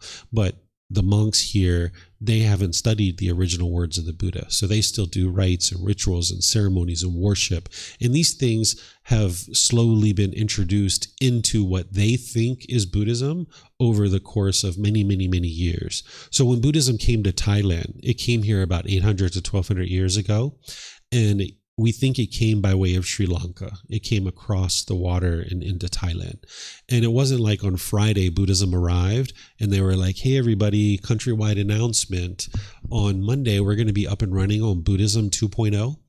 Delete everything that you've been doing for the last however many generations, and we're going to bring in Buddhism 2.0, right? This isn't the way it actually happened. It kind of slowly made its way into Thailand, and it was already mixed with Hinduism before it actually came here to Thailand. And the Thai people were practicing folk traditions prior to Buddhism coming in. So they just kind of blended everything together. A little bit of Hinduism, a little bit of Buddhism, a little bit of folk traditions. And this is what you see in Thailand, this rich fabric of all these different traditions that have been blended together. The average Thai person who grows up in a village, some remote village, they just grow up going to the temple and seeing all these rituals and ceremonies. Grandma and grandpa are doing it, mom and dad are doing it, aunts and uncles are doing it. So they just think that's what Buddhism is. But when you're from the outside looking in and you can see like, oh, this is Buddhism, this is Hinduism, this is folk traditions, oh, this is something else over here, you can see it very clearly. But for an average person growing up in Thailand, they can't see it that way. But here in Thailand, the teachings of the Buddha have integrated so much into their culture that a lot of times they're learning it and understanding a bit about Buddhism just by way of like learning from mom and dad and grandma and grandpa and people like this. So these rites, rituals, ceremonies, and worship have just been, put into what people are doing. And a lot of times they don't even realize that what they're doing is not the teachings of the Buddha. Sometimes they do, and they do it anyway. But sometimes they don't. So during the lifetime of the Buddha, there were individuals called Brahmin. These were Hindu priests. And these Hindu priests were doing rites and rituals and ceremonies and worship. And what the average person believed is that you can't improve your life. You have to go to these Brahmin in order to have them do ceremonies. And that's how you would improve your life. So the average person like us, if we were at home having arguments with our husband or our wife or our children were sick or getting bad grades or whatever, we would go to the Brahmin, we would pay them money, they would do a ceremony for us, and we were supposed to go home and our life would get better. And this is what the vast majority of the people were doing. Well, the Buddha knew that this wasn't true. He understood that the natural law of karma, he understood about the mind, and he started teaching slowly but surely about how to cultivate wisdom of this natural law and then create a better and better life for yourself through these wise decisions. So slowly but surely, that's what he introduced and that's what he taught. And the people who were there with him during his lifetime, they were practicing the teachings very closely. And for the first 500 years after his death, there was a large group of people who were practicing very closely, and people were getting to enlightenment very readily. But over time, these teachings slowly degraded, and more people were introducing things that weren't the teachings of the Buddha. And he warned people not to change his teachings, but they weren't studying his original teachings, so they didn't even see that. So here we are 2,500 years later, and the monks have become the Brahmin, where they're now performing rites and rituals and ceremonies and worship for a fee. And these people think that if they come to a monk, they give them some money, they're going to do some little ceremony for them, they're supposed to go home and their life is going to get better. But meanwhile, the Thai people are practicing a certain amount of the natural laws, and this is why their life is fairly peaceful here. But they're not able to see very clearly about what is the teachings of the Buddha that lead to enlightenment and what's not. There are some Thai people that are enlightened, plenty of them. There's actual monks that are enlightened, but the vast majority of them are not because of all these changes and modifications that have been made. And there's not just one person telling everybody what they should or shouldn't be doing. Everybody's free to do whatever you would like to do, and nobody's controlling any one particular person. But if you're learning the original words of the Buddha through learning and examining and investigating, through reflecting to independently verify and practice, you'll see what's working, and you'll know what is the original teachings of the Buddha. And you'll know that these other things aren't the actual teachings. Mm-hmm. Thank you. I have a follow-up. So I guess I can, if I were to compare it in a way to Christianity, to Catholicism, let's say, that is the main, I don't know if sect is the right word. And there are other ways to learning Christianity. Then I guess, is it a good comparison? I guess that people are kind of branching off with how they believe or feel it should be. Yeah, so if you think about, there's what Jesus Christ taught during his life, then there's what the people chose to write down, then there's what people kind of believed, and then people branched off and did all these other different things. And that's why one church is doing things completely different than another church. And it can even be the same type of church, and they're doing things completely different. This is just all impermanence. And the same impermanence has affected the teachings of the Buddha as well. So people have put in all these different things, but the way that you cut through that to be able to get to the truth for yourself is you don't believe anything. You don't believe what I say. You don't believe what's in the books. You don't believe what anybody says. You looking for the truth. And that's where you can learn, you can reflect, independently verify, and you practice. And now you cut through all that because you maintain the ability to be your own independent practitioner. You're on your own journey to enlightenment, with a teacher being like a tour guide to point out for you the things that you need to learn. But then you, through your own development, are working to get to that wisdom. And you'll see here in a moment, I know you've seen me teach the Four Noble Truths before, but all the rest of you guys, you're going to see how I walk you through this very first teaching of the Buddha in a way that you can learn, examine, and investigate. You can reflect, independently verify, and then you can practice to train your mind. And that's where you'll know, aha, I'm studying with somebody who's teaching the truth, because you can independently verify it. There's nothing here based in belief, but whenever you see rites, rituals, ceremonies, and worship, whenever you see belief, right away you know that that's not the teachings of the Buddha. And you're going to see people who are looking like they're doing Buddhist things. They might be wearing white or orange robes or red robes, shaving their hair, looking very Buddhist, sitting in an actual Buddhist temple, doing things that it's like, well, this must be Buddhism, but it's not. And when you study his original words to get to the truth, you'll be able to see that truth for yourself, that it's not what he actually taught. There's specifically in his own words where he says that he does not teach anything superstitious or auspicious. He doesn't teach rites, rituals, ceremonies, and worship, because what he's guiding you to is wisdom and the cultivation of wisdom. And none of those things lead to wisdom. Okay, thank you. Yeah. Sorry, quick question. No, don't apologize. Questions are great. Is the year 2568 counting from the death of the Buddha? That's when the Thai people think he died. Okay. But based on common knowledge, the vast majority of the world doesn't think he died on that particular day, but the Thai people think he did. The Thai people think he died in 543 BC. But the vast majority of the world thinks he died in 483 BC. That's what the vast majority of the world thinks. And they've kind of standardized on that date as being when the Buddha actually died. But the Thai people hold on to this 543, and that's what they're counting from 543 BC until now. And that's what they consider there to be 2,567, I think, right now, or 68. Yeah, we just had a new year. So that's why they're counting from that date to now. Okay, thank you. Yep. All right. So what we usually do at this point, it's we've been teaching for about an hour and a half, is I usually take a break, give you guys a chance to stretch your legs, get some water, go outside, get some fresh air, use the bathroom, and then we get back together. And when we get back together, I'm going to teach you this very first teaching of the Buddha. This is the Four Noble Truths.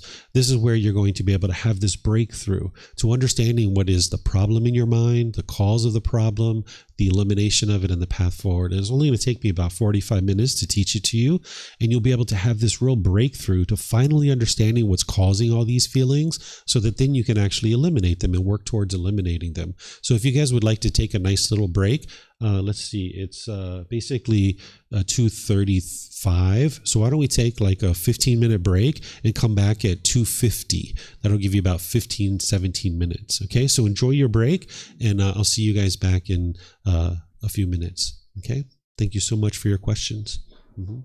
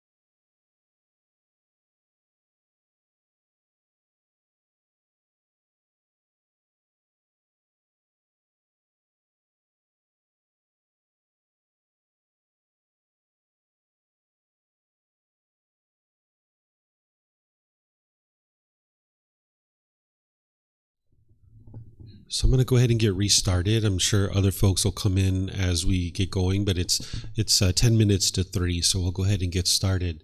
So I'm going to teach you guys this first teaching of the Buddha, which is titled The Four Noble Truths, Establishing Right View. This is, as I mentioned, a real breakthrough in understanding what's causing these feelings so that then you can actually work to eliminate them. And as you're approaching the teachings of the Buddha, it's important, as I've shared, to not believe anything. So when I'm teaching you here today, don't believe anything I say. I'm going to show you how to learn it, examine it, and investigate it, how to reflect on it to independently verify it, and how to practice it. And this is what's going to lead to your wisdom. You can't get to wisdom through belief. So that's why I'm going to share with you how to do that in this way. I'm going to first teach you this right view. This first teaching here, or this first diagram at least, this is the core central teaching of the Buddha. It's called the Eightfold Path. In order to really get on the path to enlightenment, you need to learn the entire Eightfold Path. But the first part of the Eightfold Path is this right view.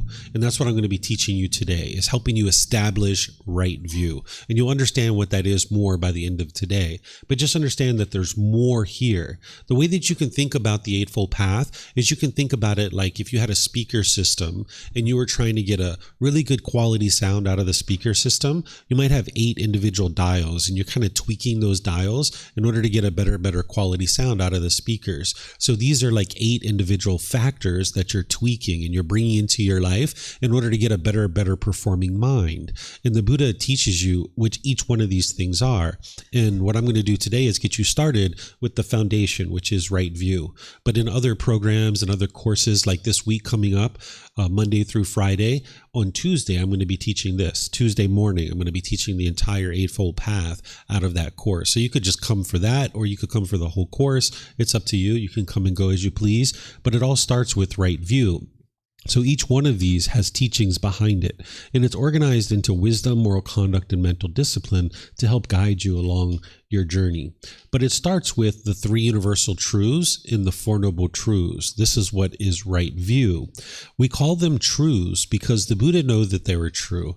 I know that they're true, and other people know that they're true. But in order for you to get the benefit, you need to know that they're true, and that's why you don't believe them. So I'm going to show you how to learn, reflect, and practice, starting with this first one, the first universal truth of impermanence. Okay, so what this is teaching you is, remember, the Buddha is explaining to you how the world is. He's not explaining to you the way the world should be. He's helping you to cultivate wisdom of how the world is. So the universal truth of impermanence is describing to you how the world is constantly changing, that there isn't this fixed state, that when you look around the world, you're going to see this constant change in the world. Things arise, they change, and they fade away. This is a building block to help you understand the Four Noble Truths. So you're going to need to know this one in order to understand the Four Noble Truths and have that breakthrough. So the universal truth of impermanence is explaining to you that there's this constant flux in the world around you. There's something called conditioned objects. Conditioned objects, they arise, they change, and they fade away. But then there's things called unconditioned objects, that they don't arise, they don't change, and they don't fade away. The natural laws of existence are that way. They don't arise, they don't change, and they don't fade away. They are permanent. The enlightened mental state, when you attain enlightenment, it's an unconditioned mental state, that the mind is unconditioned. It doesn't arise, it doesn't change, it doesn't fade away. The mind is just permanently in that mental state. So when I say that everything in the world around you is impermanent, what I mean is everything you see, everything you hear, smell, any flavors that touch your tongue, anything that comes in contact with the body, or any thoughts or ideas that go through your mind, these are all impermanent. This is constant change that you're experiencing. Okay, so this is like 2 or 3 minutes of teaching. Now you don't believe that. You don't believe what I just shared with you. Now that you've learned this, now what you do is you start reflecting on it in order to independently verify whether what I just said is true or false. And now this is how you get to wisdom. So now what you do is you look around the world to try to independently verify, is everything around you impermanent? Everything you see, hear, smell, flavors that touch the tongue, things that come in contact with the body, or any thoughts or ideas that go through the mind. So what I suggest you do is you start reflecting on this based on things that you already are familiar with. You're very familiar with this human body. you can ask yourself, is this body permanent or is it impermanent? If the body is permanent, that means it's been exactly the same your whole life and it's never changed. If the body is impermanent, then that means you're experiencing constant change with the body. So what would you say? Is the body permanent or impermanent? Impermanent? What would you guys say? Impermanent, right? It's constantly changing. From the time of conception, when the egg and the sperm came together, we've been constantly changing. As we came out of our mom's womb, we grew teeth. That's change, right? And then the teeth fell out. That's change. Then new teeth grew in. That's change. Then we started getting cavities. That's change, right? Our hair grew longer and then we cut it. And then that's change. And then it grew some more. We got pimples and moles. We've got all kinds of different changes. Our skin complexion changes. We might have been darker or lighter at different times in our life. We get taller and shorter, get a little bit extra fat here and there. This constant change with the physical body, right? This body is impermanent. What about your relationships? Are your relationships permanent or impermanent? If they're permanent, that means you've had all the same people in your life your entire life. If your relationships are impermanent, then that means people have been coming and going in and out of your life your entire life.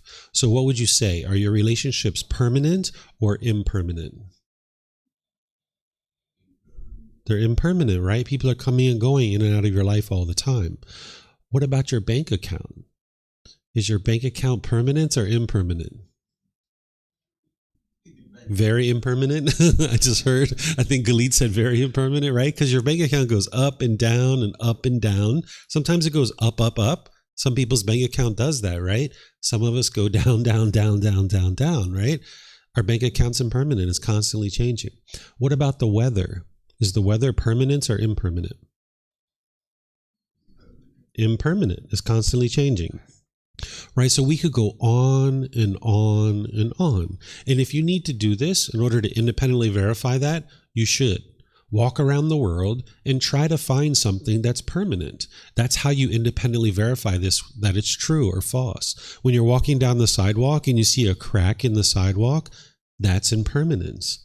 Here in Thailand, the height of the sidewalk changes sometimes, right? Depending on where you're going, the height actually changes. Or some roads have sidewalks, some roads don't, right?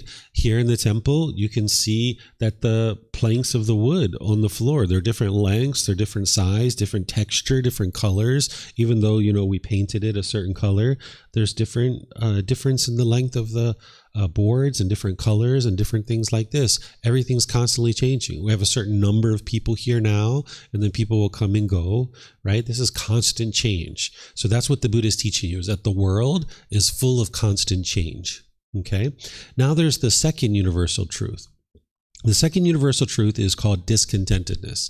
Some people refer to this as suffering. You might have heard this before if you've studied the teachings of the Buddha in other places, but I don't use that word, and I'll explain to you why in a moment. But let me first explain to you what this universal truth is and what the Buddha taught, and then I'll circle back and explain to you why I don't use suffering. So in the original words of the Buddha, in the Pali language, he uses the word dukkha. And when he talks about this word dukkha, he says that there's pleasant feelings, painful feelings, and neither painful nor pleasant. And he says this is essentially what the unenlightened mind is experiencing, is this happiness, excitement, elation, thrill, exhilaration, euphoria. But then there's these painful feelings like sadness, anger, frustration, irritation, annoyance, guilt, shame, fear, stress, anxiety. This is very painful for the mind to experience. And then there's neither painful nor pleasant. I put boredom and loneliness here, but some people say that's very painful for them. So you could put that in the painful category if you like. But shyness is a good example. It's not painful. It's not pleasant. It's neither painful nor pleasant. Or say that you were on public transportation and somebody that you didn't know came and sat really, really close to you and your body was touching their body. You might say, it's not painful, it's not pleasant. Your mind's kind of uncomfortable or dissatisfied in that situation, right? That's neither painful nor pleasant.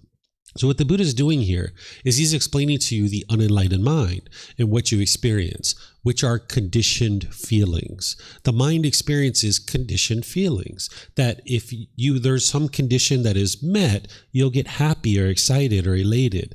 But if that condition is not met, then you'll get angry or sad or frustrated. So in the unenlightened state, if you wake up and you see it's sunny outside, you might get so happy and so excited. Right? Because now, I'm going to go outside and play. I'm going to go hiking. I've been waiting for a sunny day. I just can't wait. I'm going to call my friends and we're going to go hiking. And now you go take a shower and you come out and you see it's raining. And now you're sad. Now you're frustrated. Now you're irritated or annoyed. Right? We're going to talk about why that is in a moment, but now we're just talking about what the unenlightened mind experiences. These are conditioned feelings. Based on some condition, you're going to experience either pleasant, painful, or neither painful nor pleasant feelings. The enlightened mind is beyond all of this. The enlightened mind, they were already happy before they saw it was sunny outside, and now they say, oh, sweet, it's sunny outside. I'm going to go hiking. I'm going to call my friends. It's going to be a great time. We've been looking to do this. Let's go hiking. And now you go take a shower and you come out and you see it's raining. And it's like, well, it's raining. So you know what? We can't go hiking. So maybe what I'll do is I'll go to the mall. Maybe I'll invite my friends over for dinner. Or maybe I'll stay home and read a book. You can maintain your joy because your happiness wasn't based on the sun. So when the sun's gone, you can still maintain your joy. So we're going to talk about this in the Four Noble Truths. But what essentially the Buddha is describing here is how the unenlightened mind is experiencing this up and down and up and down and up and down, right? That the mind goes up into these pleasant feelings, it goes down into these painful feelings, and then there's these neither painful nor pleasant feelings. Okay? So some people refer to this as suffering. I refer to this as discontent, discontented, or discontentedness, because the word suffering explains those painful feelings really well. When you're angry or sad or frustrated or feeling guilt or shame or fear or stress or anxiety, you could probably say you're suffering. And it explains those painful feelings really well. But when you're happy or excited or elated, would you say you are suffering? Probably not. Right? Or if you're on that public transportation and someone's sitting close to you and your body's touching their body, would you say you are suffering in that situation? You're not suffering in that situation. So the suffering explains the painful feelings, but it doesn't explain the pleasant feelings or the neither painful nor pleasant. So the suffering only describes 33% of what the Buddha was describing here. So if you're missing 66% of a teacher's teachings, how could you ever get to the goal of enlightenment? So if we keep using the word suffering, we're not explaining the full spectrum of emotions that the unenlightened mind is experiencing. So if we would like to come to a full understanding of what the Buddha taught, we need to have an appropriate word. So discontent, discontented, or discontentedness more appropriately describes what it is that the Buddha was discussing as this universal truth. So that's why I use this word. And the enlightened mind, as I mentioned, is beyond this. It's experiencing unconditioned mental qualities where the mind is just always happy. It's always joyful. It's always peaceful. It's always calm. It's unshakable. It's steady and stable. So it's not experiencing these conditional feelings that are being described here. The way that you independently verify this is that you know that your mind is unenlightened right now. Think about all the different feelings that you experienced in your life. Because what the Buddha is doing here is he's describing to you the unenlightened mind. So think about all the different feelings that you've had and decide whether this is describing that or not. Have you been experiencing pleasant feelings, painful feelings, and neither painful nor pleasant? And if you can find a feeling that doesn't actually map into this, then this isn't a universal truth. If this is a universal truth, it universally applies to all beings, that we experience these particular feelings. And he's describing the unenlightened mind in the human state. Right? So this is how you can independently verify this, is just look at your own life and what you've experienced and ask yourself, is this explaining that? And when we get to the question period, if you feel like this isn't explaining that for you, speak up and let me know what your question is, and I will help you to be able to understand. Okay? Then we've got this universal truth of non-self. This is actually a solution to one of the problems that the Buddha discovered in the mind. Remember those 10 fetters, those 10 pollutions? The very first pollution is called personal existence view. This is where the mind is confused or has misunderstanding or lack of wisdom, where it has misperception. The mind in the unenlightened state thinks that this body or this mind is who you are as a person. So the mind clings to this body or this self-image, or it clings to the self-identity in the mind, thinking that this is who you are. And now, if you have agreeable experiences related to that, you will get happy or excited or elated. But if you have disagreeable experiences related to that, you will have painful feelings. So for example, if you cling to this body, thinking that this is who you are, the mind has personal existence view. If you spill something on your clothing, now you might be in a social situation and you feel embarrassed because the mind is clinging to this self-image, wanting to be perceived by others in a certain way. And when you're being perceived that way, you feel good, you feel happy. But when you're not being perceived that way, you feel angry or frustrated or agitated or some other painful feeling. So this is why if you've gone out into a public and you had a pimple or a mole somewhere that you didn't want there to be one there, you might have felt embarrassed or less of a person. Or you might have been like me when I was a kid. I was a teenager using the gel and the mousse, and I was running it through my hair, standing in front of the mirror. I couldn't go outside until every little hair was in exactly the right spot. And sometimes I would even miss the school bus because I was in the mirror for so long trying to figure out how to get my hair exactly to the way it needed to be before I would go outside. Or you might have put on certain clothes and looked in the mirror and you're like, no, that's not how I want to look today. And you went and changed your clothes and put on different clothes. And now you looked in the mirror and you're like, okay, that's how I want to look today. Now I'm going to go outside, right? This is personal existence view. This is where the mind is clinging to this body, thinking that this is who you are as a person.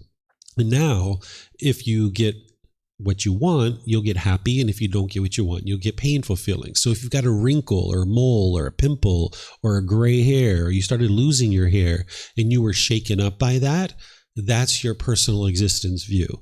That's the fetter, the pollution of mind, where the mind's clinging to this body, thinking that this is who you are. Then there's a certain self-identity that the mind can cling to. This can be like your culture, your ethnicity, your sexual orientation, your nationality, your job or occupation. You can adopt this as your identity, like I am Chinese, or I am Lithuanian, or I am American, or I am Canadian. I don't know where all you guys are from. I am Italian, right? I am Italian. This I am in the mind. You can grab onto this based on your culture, your ethnicity, your nationality, your sexual orientation, your job or occupation. Like I am a police officer.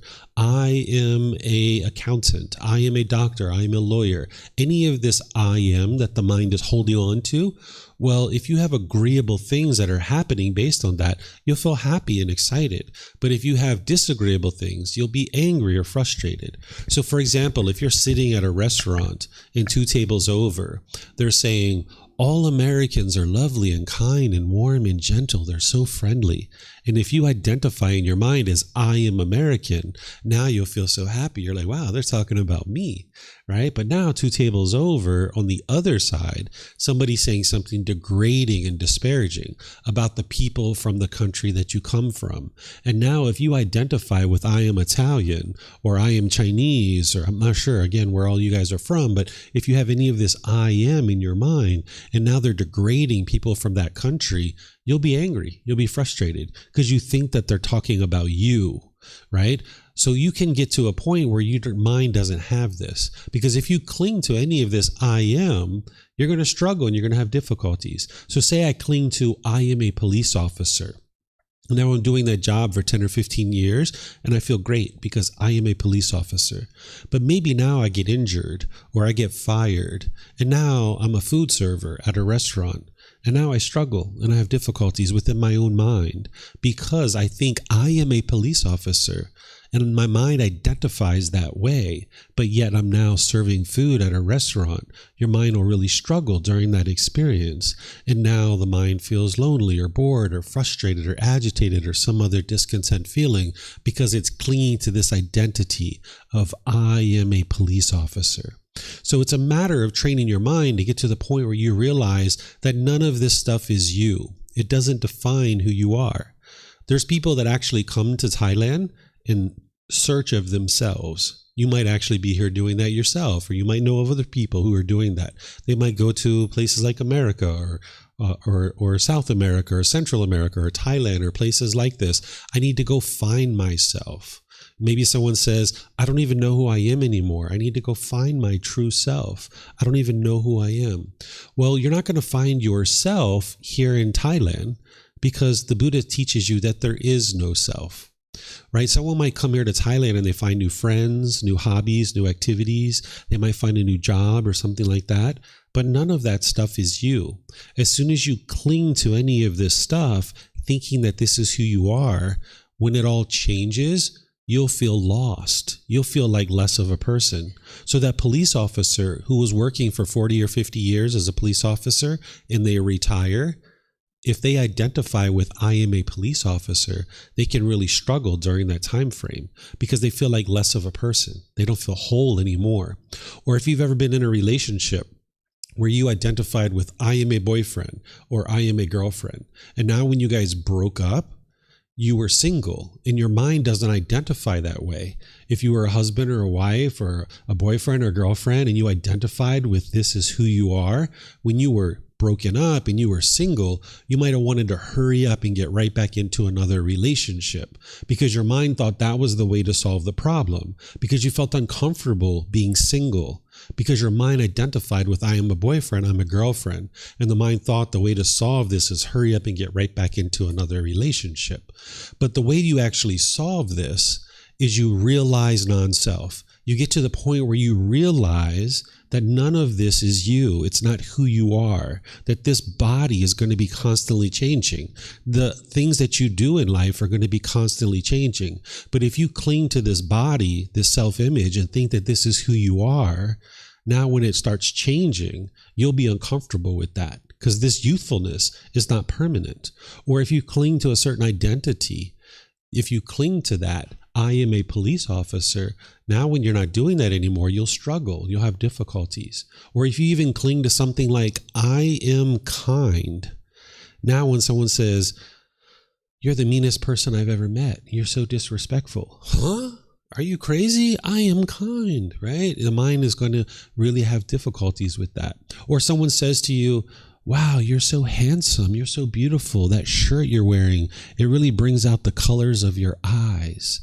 You'd be like, wow, they're talking about me. But now someone's going to say something degrading and disparaging about that shirt you're wearing. Because of impermanence, not everybody's going to talk to you in a polite and kind way. So now you'll really struggle.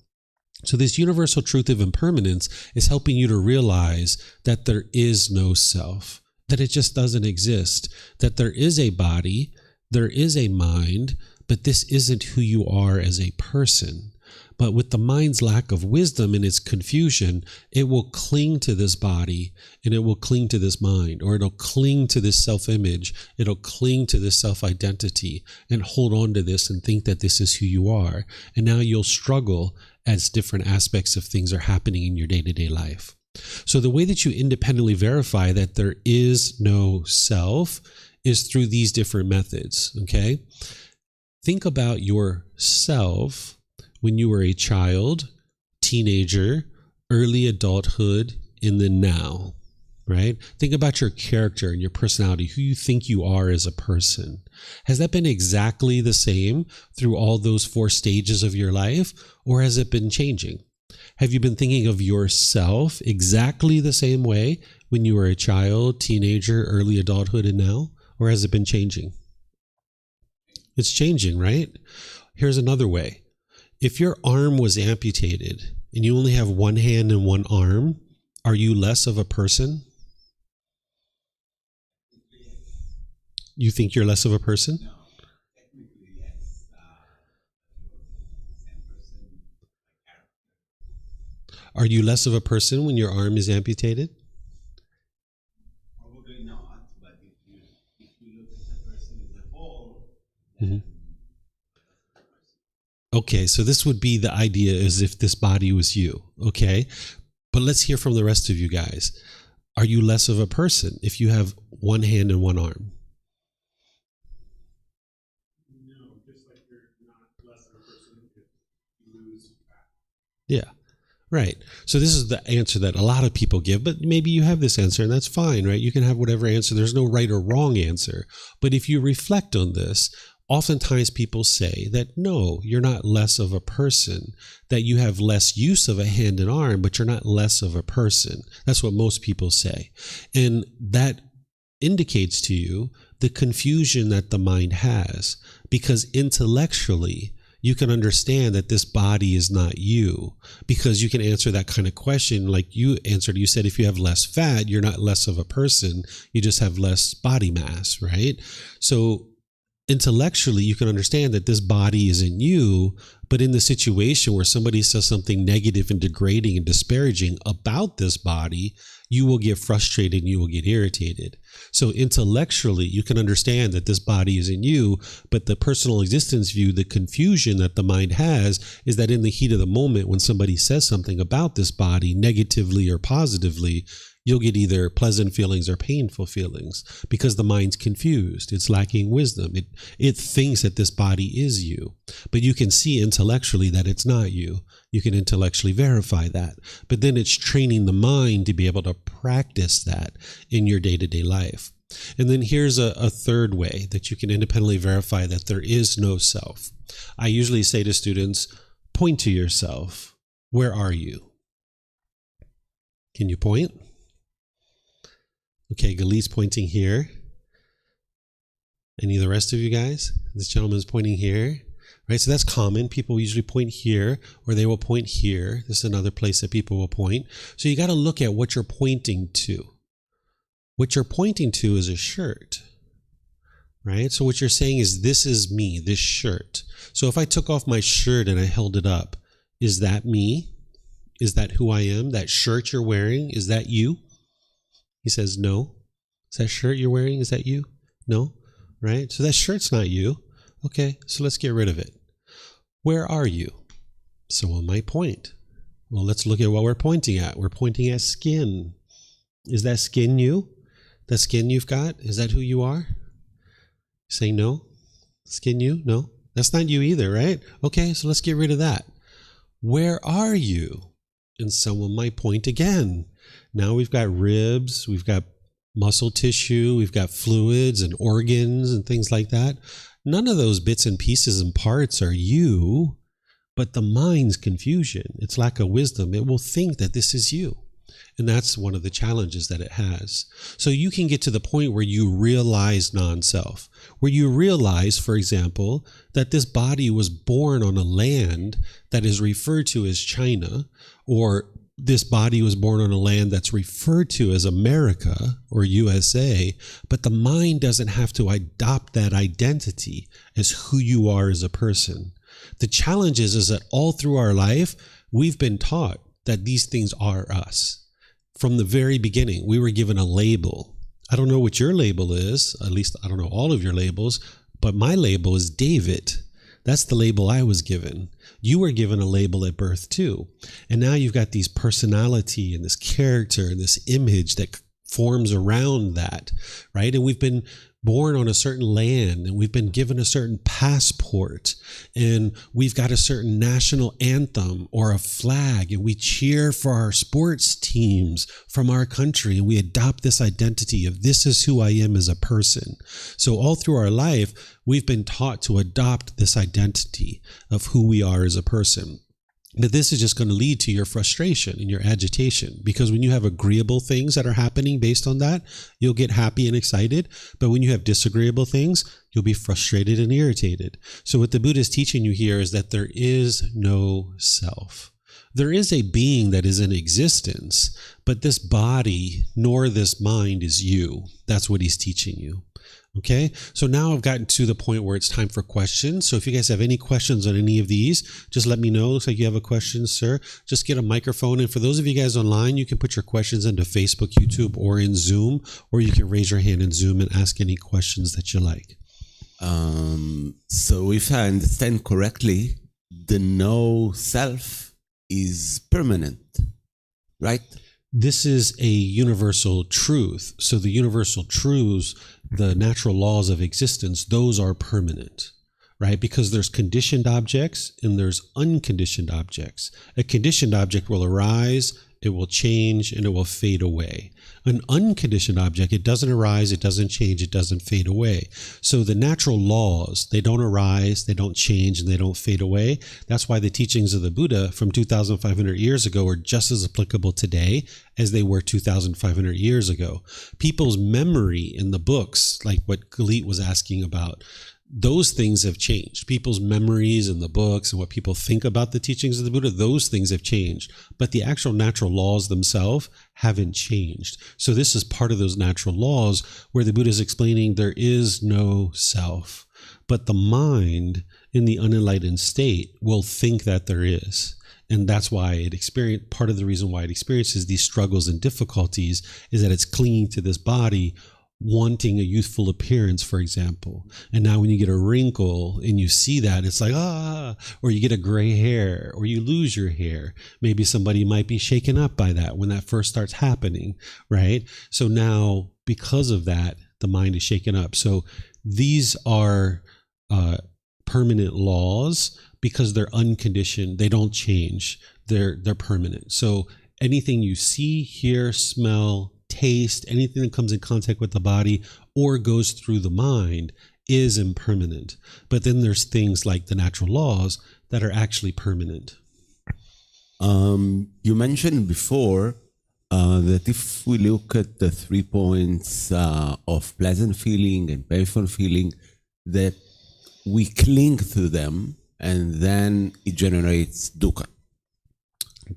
The dukkha is the feelings. Okay. That's the actual feelings. Yeah. But then you mentioned that when you get to enlightenment, then the joy comes and the happiness comes. But you don't cling to them. They're just there. Can you say a bit more about that? The distinguish between these ones and what you're experiencing in enlightenment? Yes. Sure. That's going to become even more clear for you when we talk about the Four Noble Truths here in a moment. But I can give you a little bit right now, but I'm not going to share everything with you because you need to be able to see the Four Noble Truths, is that in the unenlightened state, you're going to experience conditioned feelings. That based on some condition, you're going to get happy or sad, right? Because you're forming your inner feelings based on these external things, right? An enlightened mind has been trained not to do this, that it has unconditioned mental qualities, that whether it's sunny outside or it's raining outside, you can maintain your happiness and you can enjoy no matter what. No matter what's going in the world, if there's a war in the world, you're just as peaceful and joyful as if there's not one, right? Because the mind, which you're going to see in a moment, is it's craving permanence. That's what's happening in the unenlightened state. It's craving permanence. It's wanting things to be a certain way permanently. And now when it experiences this change, this impermanence, then you're going to struggle and have difficulties. So these unconditioned mental qualities that you experience, that peace and the joy and the happiness in the enlightened mental state, is just always there. And you'll get glimpses of this on your way to enlightenment. So it's not like you're working for 5 or 10 years and then just one day, well, wham, you're just happy all the time. That's not the way it is. You'll experience the mind kind of getting glimpses of this. So like you can get a couple of minutes, couple of hours, couple of days of peace and joy, and then something will happen and now you'll be frustrated and agitated. And now you might get a week or 2 or 3 of peace and joy, and then something will happen and now you'll be frustrated. And you can get 1 month, 2 months, 3 months of peace and joy, and then something will happen. And this is where the mind kind of slowly brightens up. It's kind of like the sun is there and the clouds are in the way. And when you peel away the clouds, the sun starts shining through. So it's not like just wham and there's the sun. It slowly emerges. And that's the same thing of the enlightened qualities. They kind of slowly merge as you're getting rid of these pollutions. Mm-hmm. Yes, sir.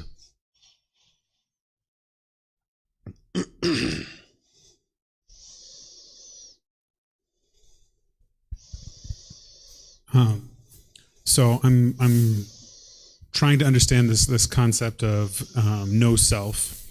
So I can see like now the differences between me and you are enlightened and I am not. Now, if I was enlightened, would there essentially be no difference between you and I? So I'm not going to confirm or deny that I'm enlightened, but I appreciate your kind thoughts and those kinds of things. But if we just use your example, right? If there's one enlightened being A and enlightened being B, in terms of their mental qualities, in terms of their happiness and peacefulness and joy, they're going to experience the same things, meaning they're not experiencing anger and sadness and frustration and all those things. They're both experiencing focus, concentration, clarity, deep memory. They're both experiencing their personal and professional relationships blossoming. They're both experiencing never having a bad mood and things like that. Those things are the same between both people. But in terms of like what you do on a day-to-day basis and how you function in the world, that's going to be different. You're going to have your own personality. You're going to have your own way of doing things. You're going to have wisdom about other things. I don't know what you do for a job. I think IT or something like that. You're going to have IT skills where someone else is maybe a construction worker and somebody else is a taxi driver and a food server. So all these beings are going to be different and unique, but in terms of their mental qualities are going to be similar. They're all going to be peaceful and joyful and calm. Their mind's going to be steady and unshakable. They're not going to be experiencing discontentedness. So you would say they were like different entities? They're different, unique beings, but their mind is experiencing the same qualities because they've trained their mind to get to the point where they're no longer having pollutions. So they're experiencing the same things, meaning the peace and the joy, the lack of discontent feelings, but the wisdom that you have about all the other things in the world that you have wisdom about, and the wisdom that other people have, like their occupation, it's going to be completely different. But your wisdom about the path to enlightenment would be the same. You would both understand the path to enlightenment because you both trained your mind to get to that point, and you both will understand the teachings completely the same. Yep.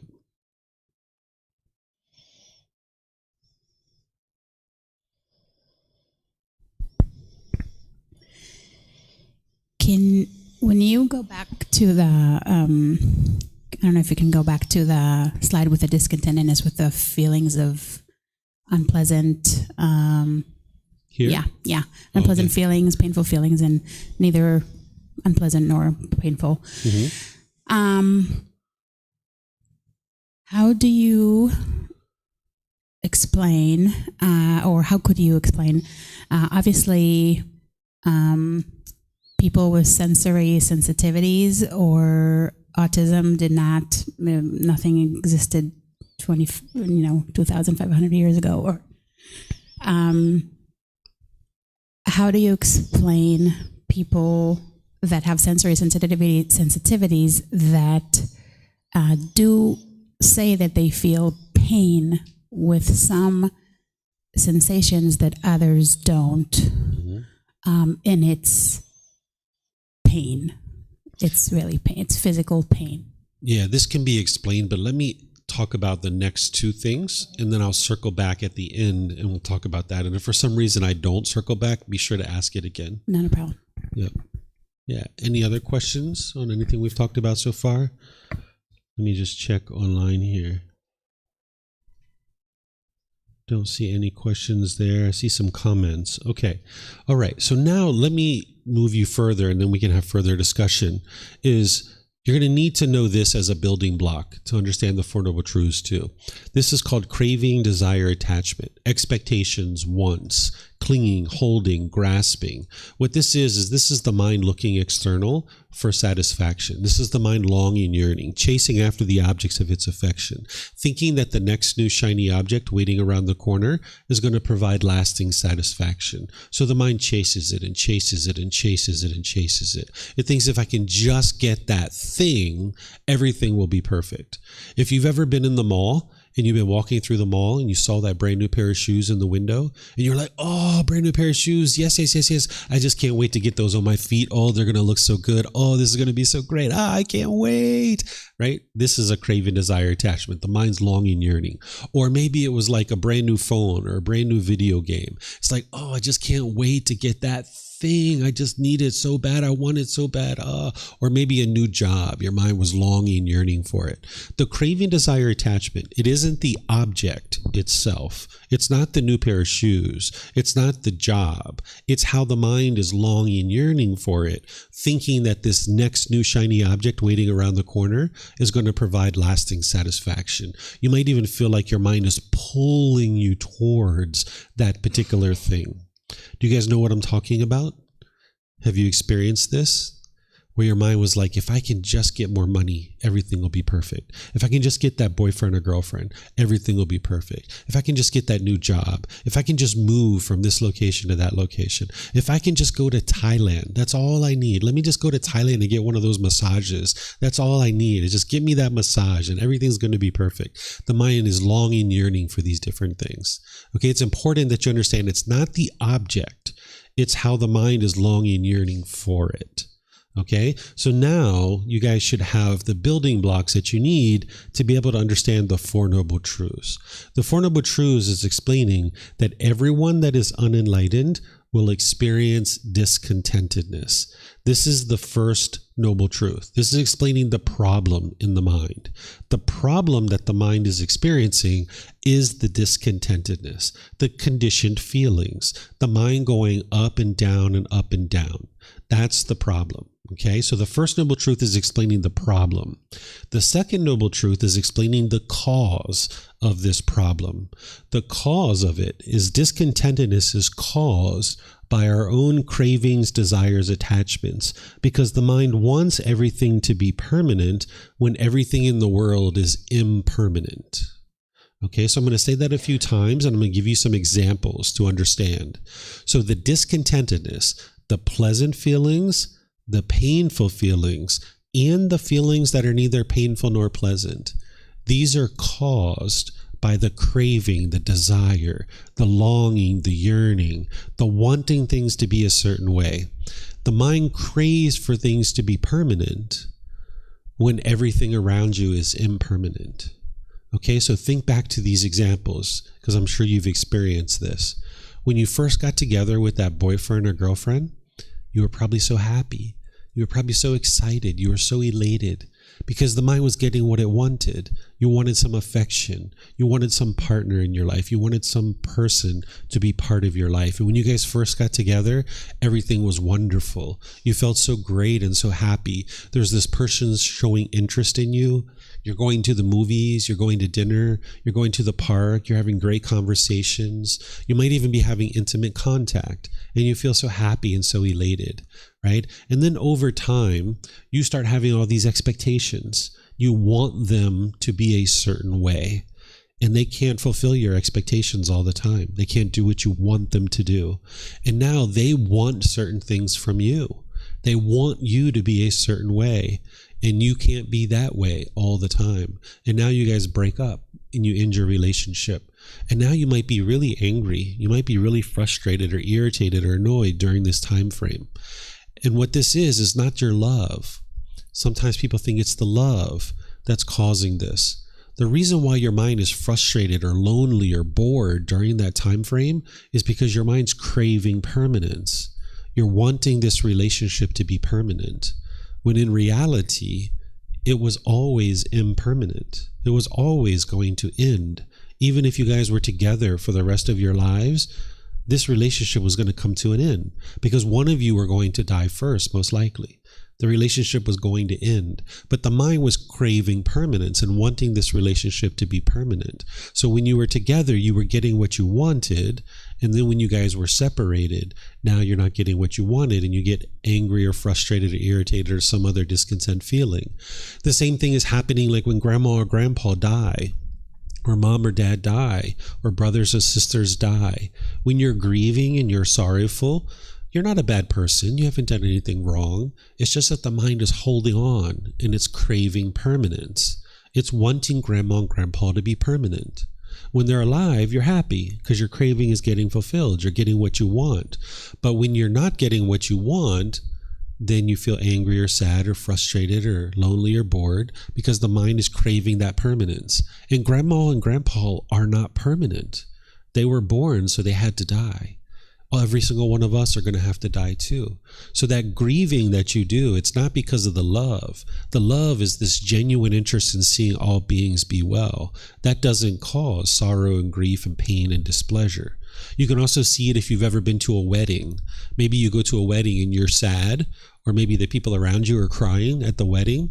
This is because brother or sister is going off into the world with another person, and the mind's like, hold on a second, that's my brother, that's my sister, they're mine. How could you be going off with somebody else? The mind's craving this permanence, right? And now with the mind holding on, it grieves or it's sad. You might see people crying at a wedding.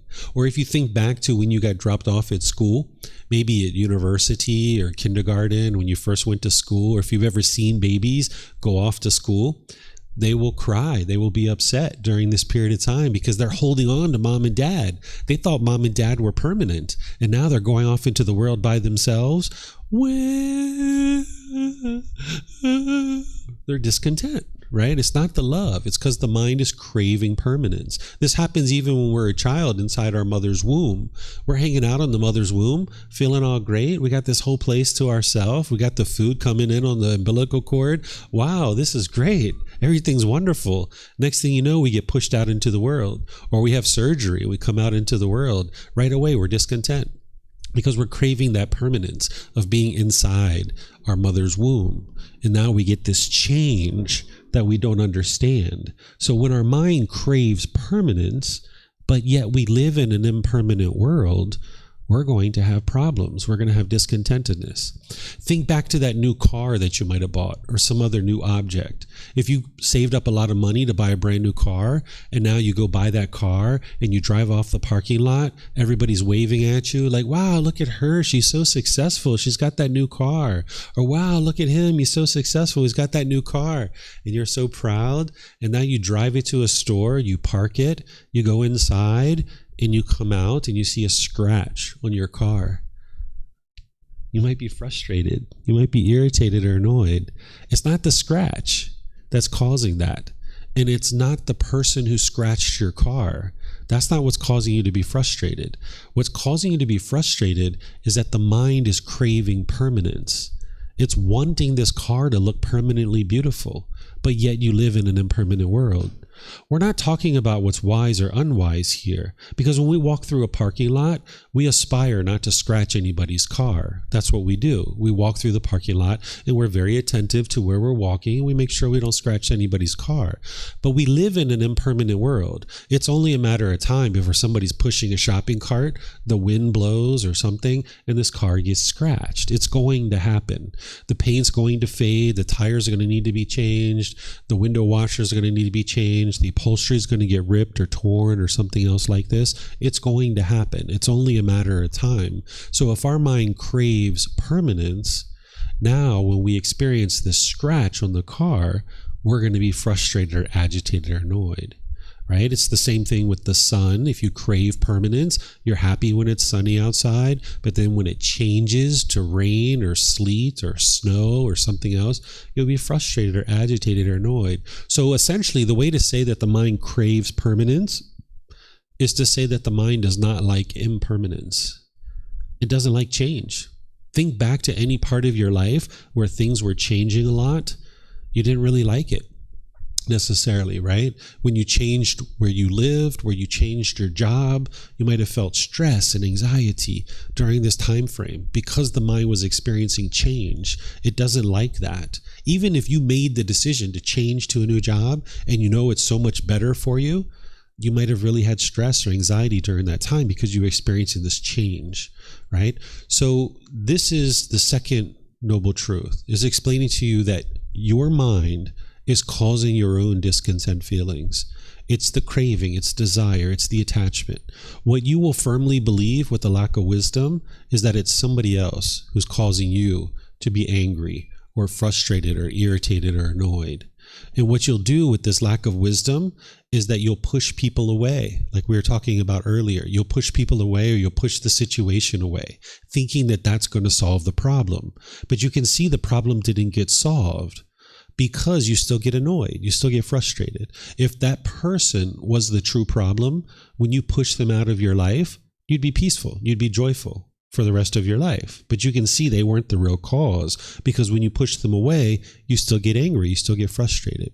Or you might be bitter and harsh and hostile towards people, because now you think that this person has caused you to be angry, and now through your intention, speech, and actions, you're bitter and harsh and hostile. This is kind of like an animal growling and roaring at another animal, trying to fear that person into doing things your way. The mind's trying to get its cravings fulfilled, but you can see that that doesn't work either, because you can't fear 8 billion people into doing things your way. Or you might put your expectations on people and try to control them and force them to do things your way. And now they might feel pressured, and they might choose to leave out of your life because you're putting your expectations on them. So as long as you're pushing people away, being bitter, harsh, and hostile, or putting your expectations on people, you can't live harmoniously with all people.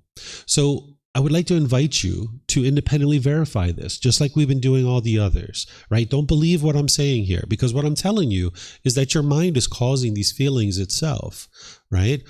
Take a recent situation where you've been angry or frustrated or irritated or annoyed. It might have been this morning, it might have been yesterday, it might have been last week. Look at that situation with these fresh eyes. At that time, you might have been trying to blame somebody else, because that's what the mind does with its lack of wisdom, is it'll blame other people for the feelings that you're experiencing. But look at that same situation. What was it that your mind wanted? And if you would have got what you wanted, you would have been happy. But because you didn't get what you wanted, you got angry or frustrated or sad. And you can let me know if you can't see it. But you can look at that situation. Because I've had students raise their hand. They say, David, I went to work the other day and my house looked beautiful. It looked a certain way. It was absolutely beautiful. And when I left and came home, my wife had this craft project all over the house. And I got frustrated as soon as I walked in the door. How did I cause my mind to be frustrated? Didn't she cause my mind to be frustrated? Because she's the one who has all this stuff all over the house, not me. I didn't do that. She did that. I didn't cause my frustration. She caused me to be frustrated.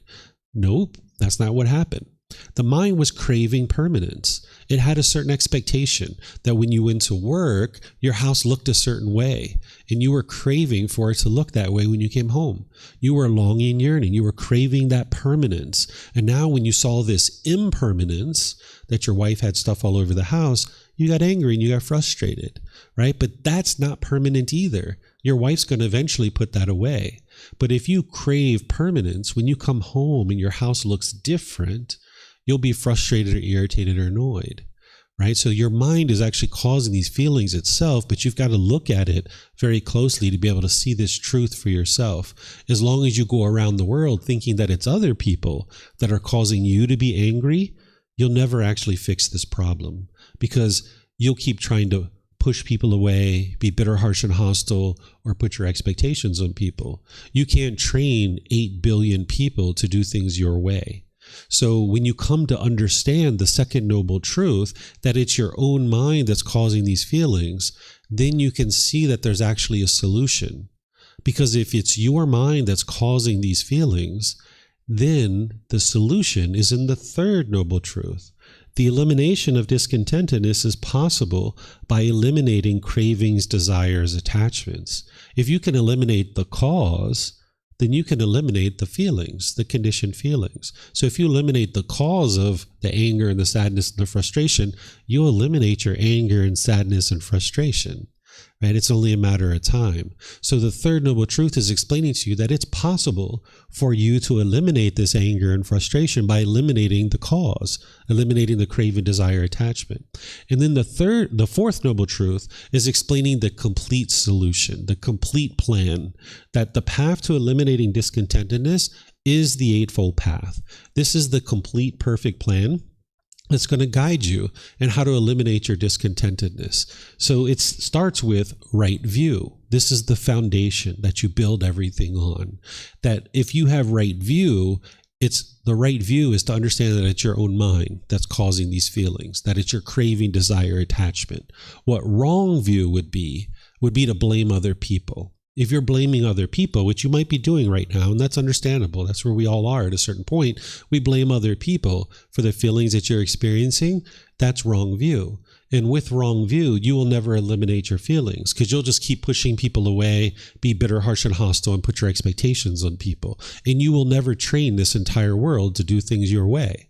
You'd have to have a massive training program all over the world, right? Or you could train one mind.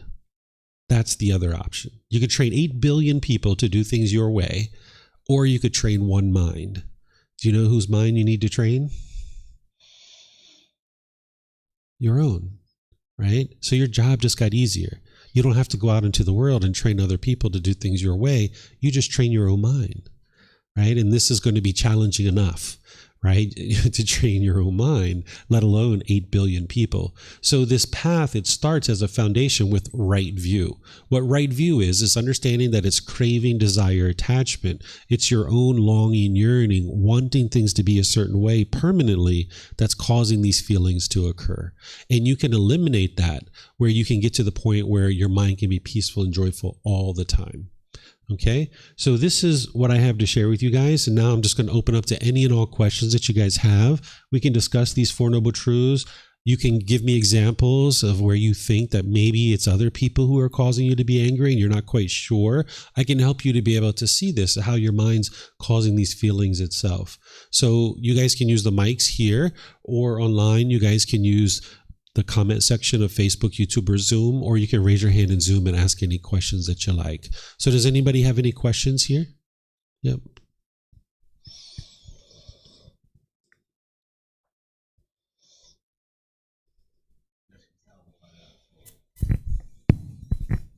Hey, David. I have a question about this second truth. Can you explain a bit more about why does our mind always looks for stability and kind of looking to stay in the comfort zone in a way? This is because of the mind's lack of wisdom. So that craving, that longing, yearning is the cause of the discontent feelings. But the only reason why craving exists is because of what we call ignorance, or the unknowing of true reality, the lack of wisdom. The mind doesn't realize in the unenlightened state that it lives in an impermanent world.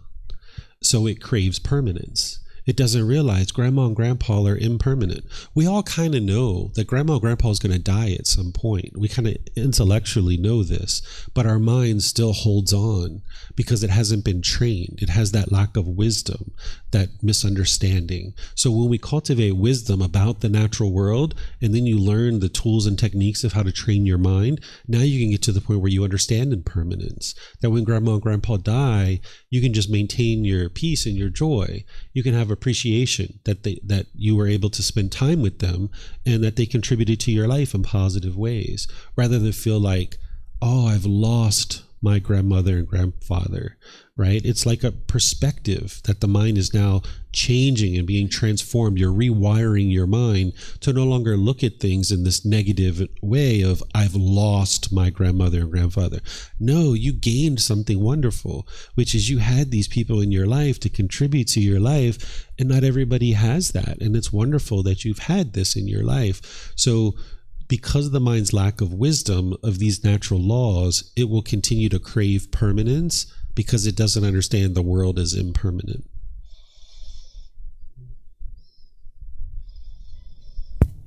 Thank you. Mm-hmm. You're welcome. Is this kind of where the nostalgia like resides in? Is this craving of when things were more permanent or more stable? I'm not sure that I understand.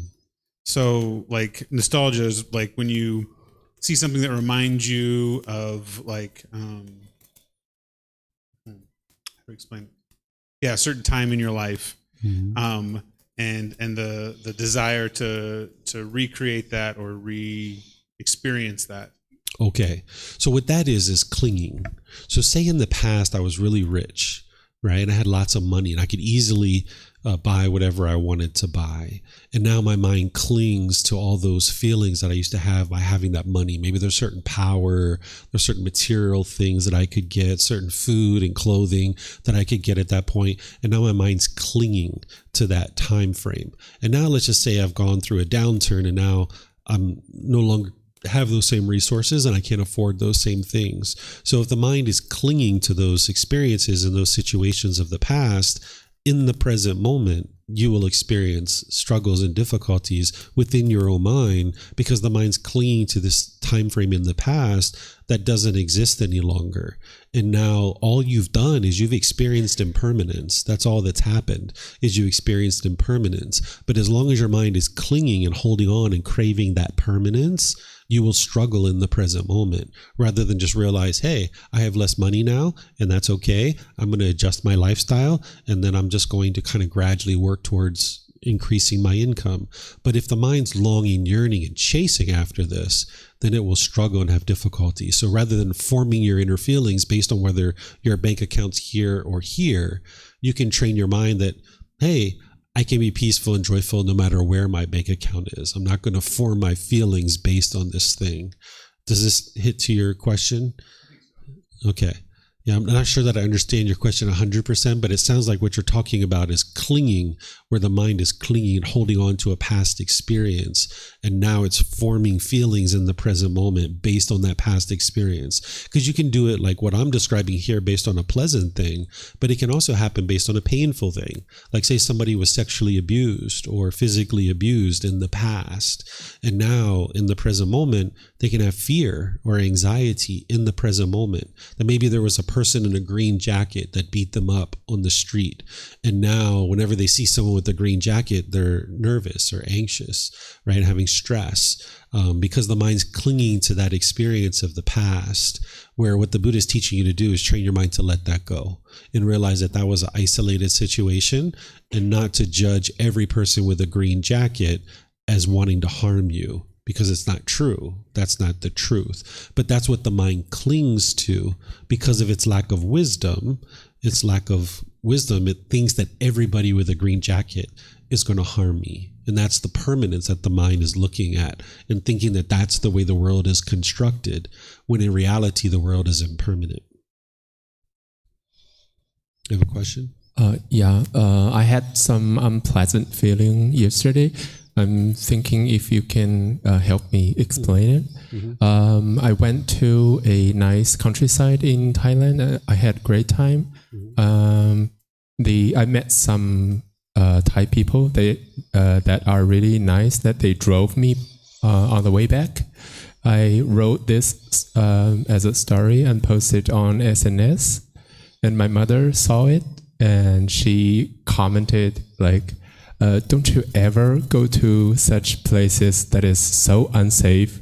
You shouldn't go there anymore. And when I saw this comment, I was really angry. I know that she was just worried about me, but my feeling at that time was I don't need such comment on my SNS. Is it related to any chasing for impermanence? Yes, this is the same thing. It's craving permanence. You have a certain expectation, a certain want of how people should interact with you. And when they interact that way, you're happy and you're excited. But when people don't do things the way you want them to, then you get frustrated or agitated or annoyed. This is every unenlightened mind is going to do this. So that's what you're experiencing, is a craving, desire, attachment, wanting things to be a certain way. But see, mom's experiencing the same thing. That's why she said that. Because what she's doing is she's putting her expectation on you because she wants you to be permanently safe. And she doesn't realize that that's not possible right now in your life. You're going to sometimes experience sickness and injury and illness and things like this. It's going to happen. So mom has this attachment to you where she wants you to be a certain way permanently. And now when she sees that you do something that she disagrees with, she's trying to impose her expectation on you to control you. And she thinks the way that she's going to get to happiness is by controlling you and getting you to do things her way. And she doesn't realize the way she gets to happiness is by training her mind to let you go. She can have a relationship with you and she can love you as you are. But as soon as she starts trying to control you and force you to do things her way, you will never do things her way, right? There's no two beings in here that does things exactly the same way. So mom doesn't understand that. Because of her lack of wisdom, she has this craving and attachment to you, wanting you to be a certain way permanently. And when she's not getting that, her anger is arising, and now she becomes unskillful through her intentions, her speech, and her actions. And then it damages a relationship. Of course, you love your mom unconditionally, but this is what we do in the unenlightened state. Is because of our lack of wisdom, our cravings will arise. When we get things our way, we get happy. When we don't get things our way, we get angry or frustrated. Then we become unskillful. We push people away. We're bitter, harsh, and hostile, or we put our expectations on people. And now we just stay stuck in this continuous loop. Whereas if mom realizes, hey, my son's made some decisions on his own. He's safe. He's fine. He's doing what he needs to do. He made some wise decisions. No need for me to impose my expectations on him. And he's his own individual being. He's not my son. He doesn't belong to me. He's his own being. If her mind learns and trains and realizes that, then she wouldn't have this anger or frustration or irritation, and she wouldn't be unskillful with her speech. And then on your side, if you're like, mom is mom, she's going to say whatever she says, and I'm not going to form my feelings based on what mom says or what mom doesn't say. Now, when mom says that comment, you can just maintain your peace and your joy.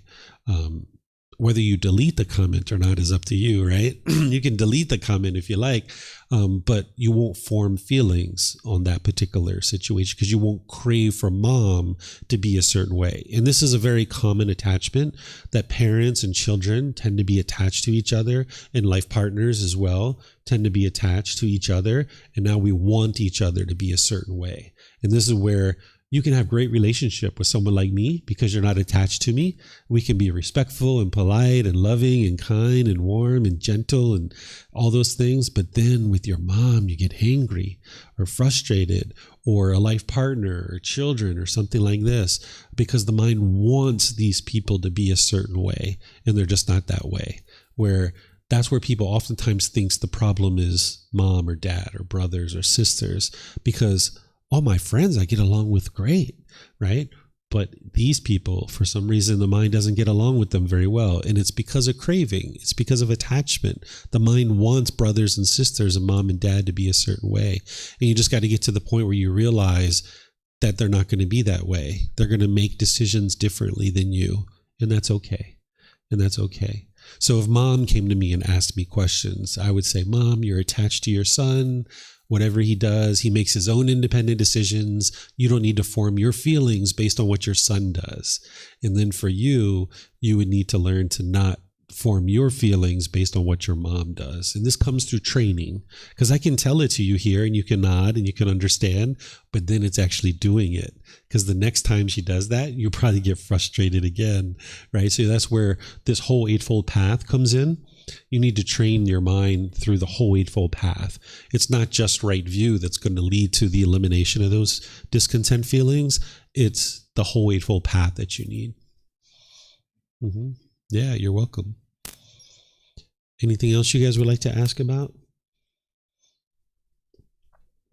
Okay, so we've come to the end of our class, and I'm just going to kind of end our class with kind of where we started, is to help you understand that what the teachings of the Buddha are is to heal from what hurt you so that you never need to hurt ever again. But it's important to remember what hurt you is inside your own mind. It's these cravings, these desires, these attachments. Sometimes we think we have to go out into the world and we have to teach our children to do things our way, or we need to teach our brothers and sisters to do things our way, or mom or dad or other people like this, or our life partner. You're not going to get to peace and joy that way. It's just not going to happen because these people aren't going to do things your way. So it's the Eightfold Path that is going to guide you in being able to heal from what hurt you so that you never need to hurt ever again. And the way that you can do this, if you'd like, is through continuous support on the path to enlightenment. We have books, audiobooks, videos, podcasts, all these things are available for you from our website, and they'll be able to help you to be able to get to improvement of the condition of your mind and condition of your life and getting to enlightenment.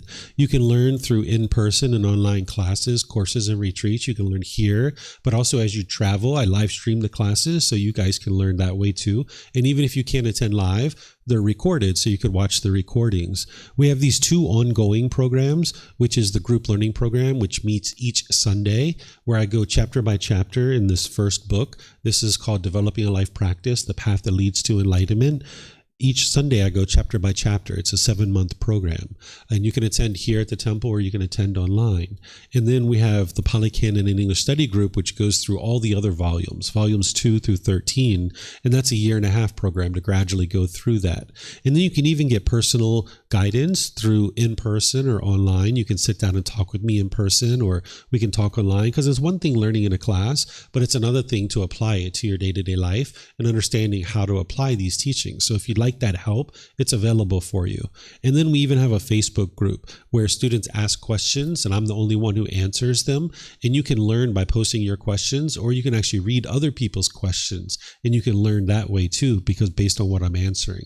And all of this is available for you at no cost. Even the books and videos and podcasts and audiobooks and all this stuff. If you would like any of these books, you can download them for free from our website. You can take them and go print them if you like. You can get printed versions here by just reimbursing us for our printing costs. You just basically are refunding our printing costs, and then we go use that to go buy some more. Or you can order it on Amazon if you have access to Amazon in your country. The best place to start is with volume 1, this first book. That's the best place to start, is with the first book. And then we have various programs to walk you through this so that you can learn the Eightfold Path in its entirety and gradually train your mind to be able to get to more and more improvement. And if you'd like to attend class tomorrow, we have classes at 9 a.m. tomorrow.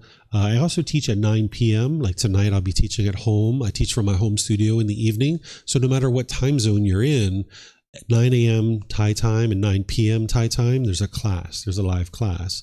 And then the course that I'm teaching next week, Monday through Friday, you guys are welcome to attend that too. You can register on our website, or you can just show up. If you're here at 9 a.m. on Monday morning, you'll be able to learn. And I'm going to be walking students through all the foundational teachings there. So this is what I have to share with you guys today. I'll just kind of end by thanking all of you guys for joining. Thank you for your questions. Thank you for your interest to learn. If you'd like to learn more, feel free to attend any of these events or learn in any of these different ways. Okay, so whatever you choose to do today, have a very lovely and wonderful rest of your day. We'll see you next time. Sawadee Kap. Sawadee Kap. Yes, we have a donation box there if you'd like to do that, or sometimes people like to give it to me directly.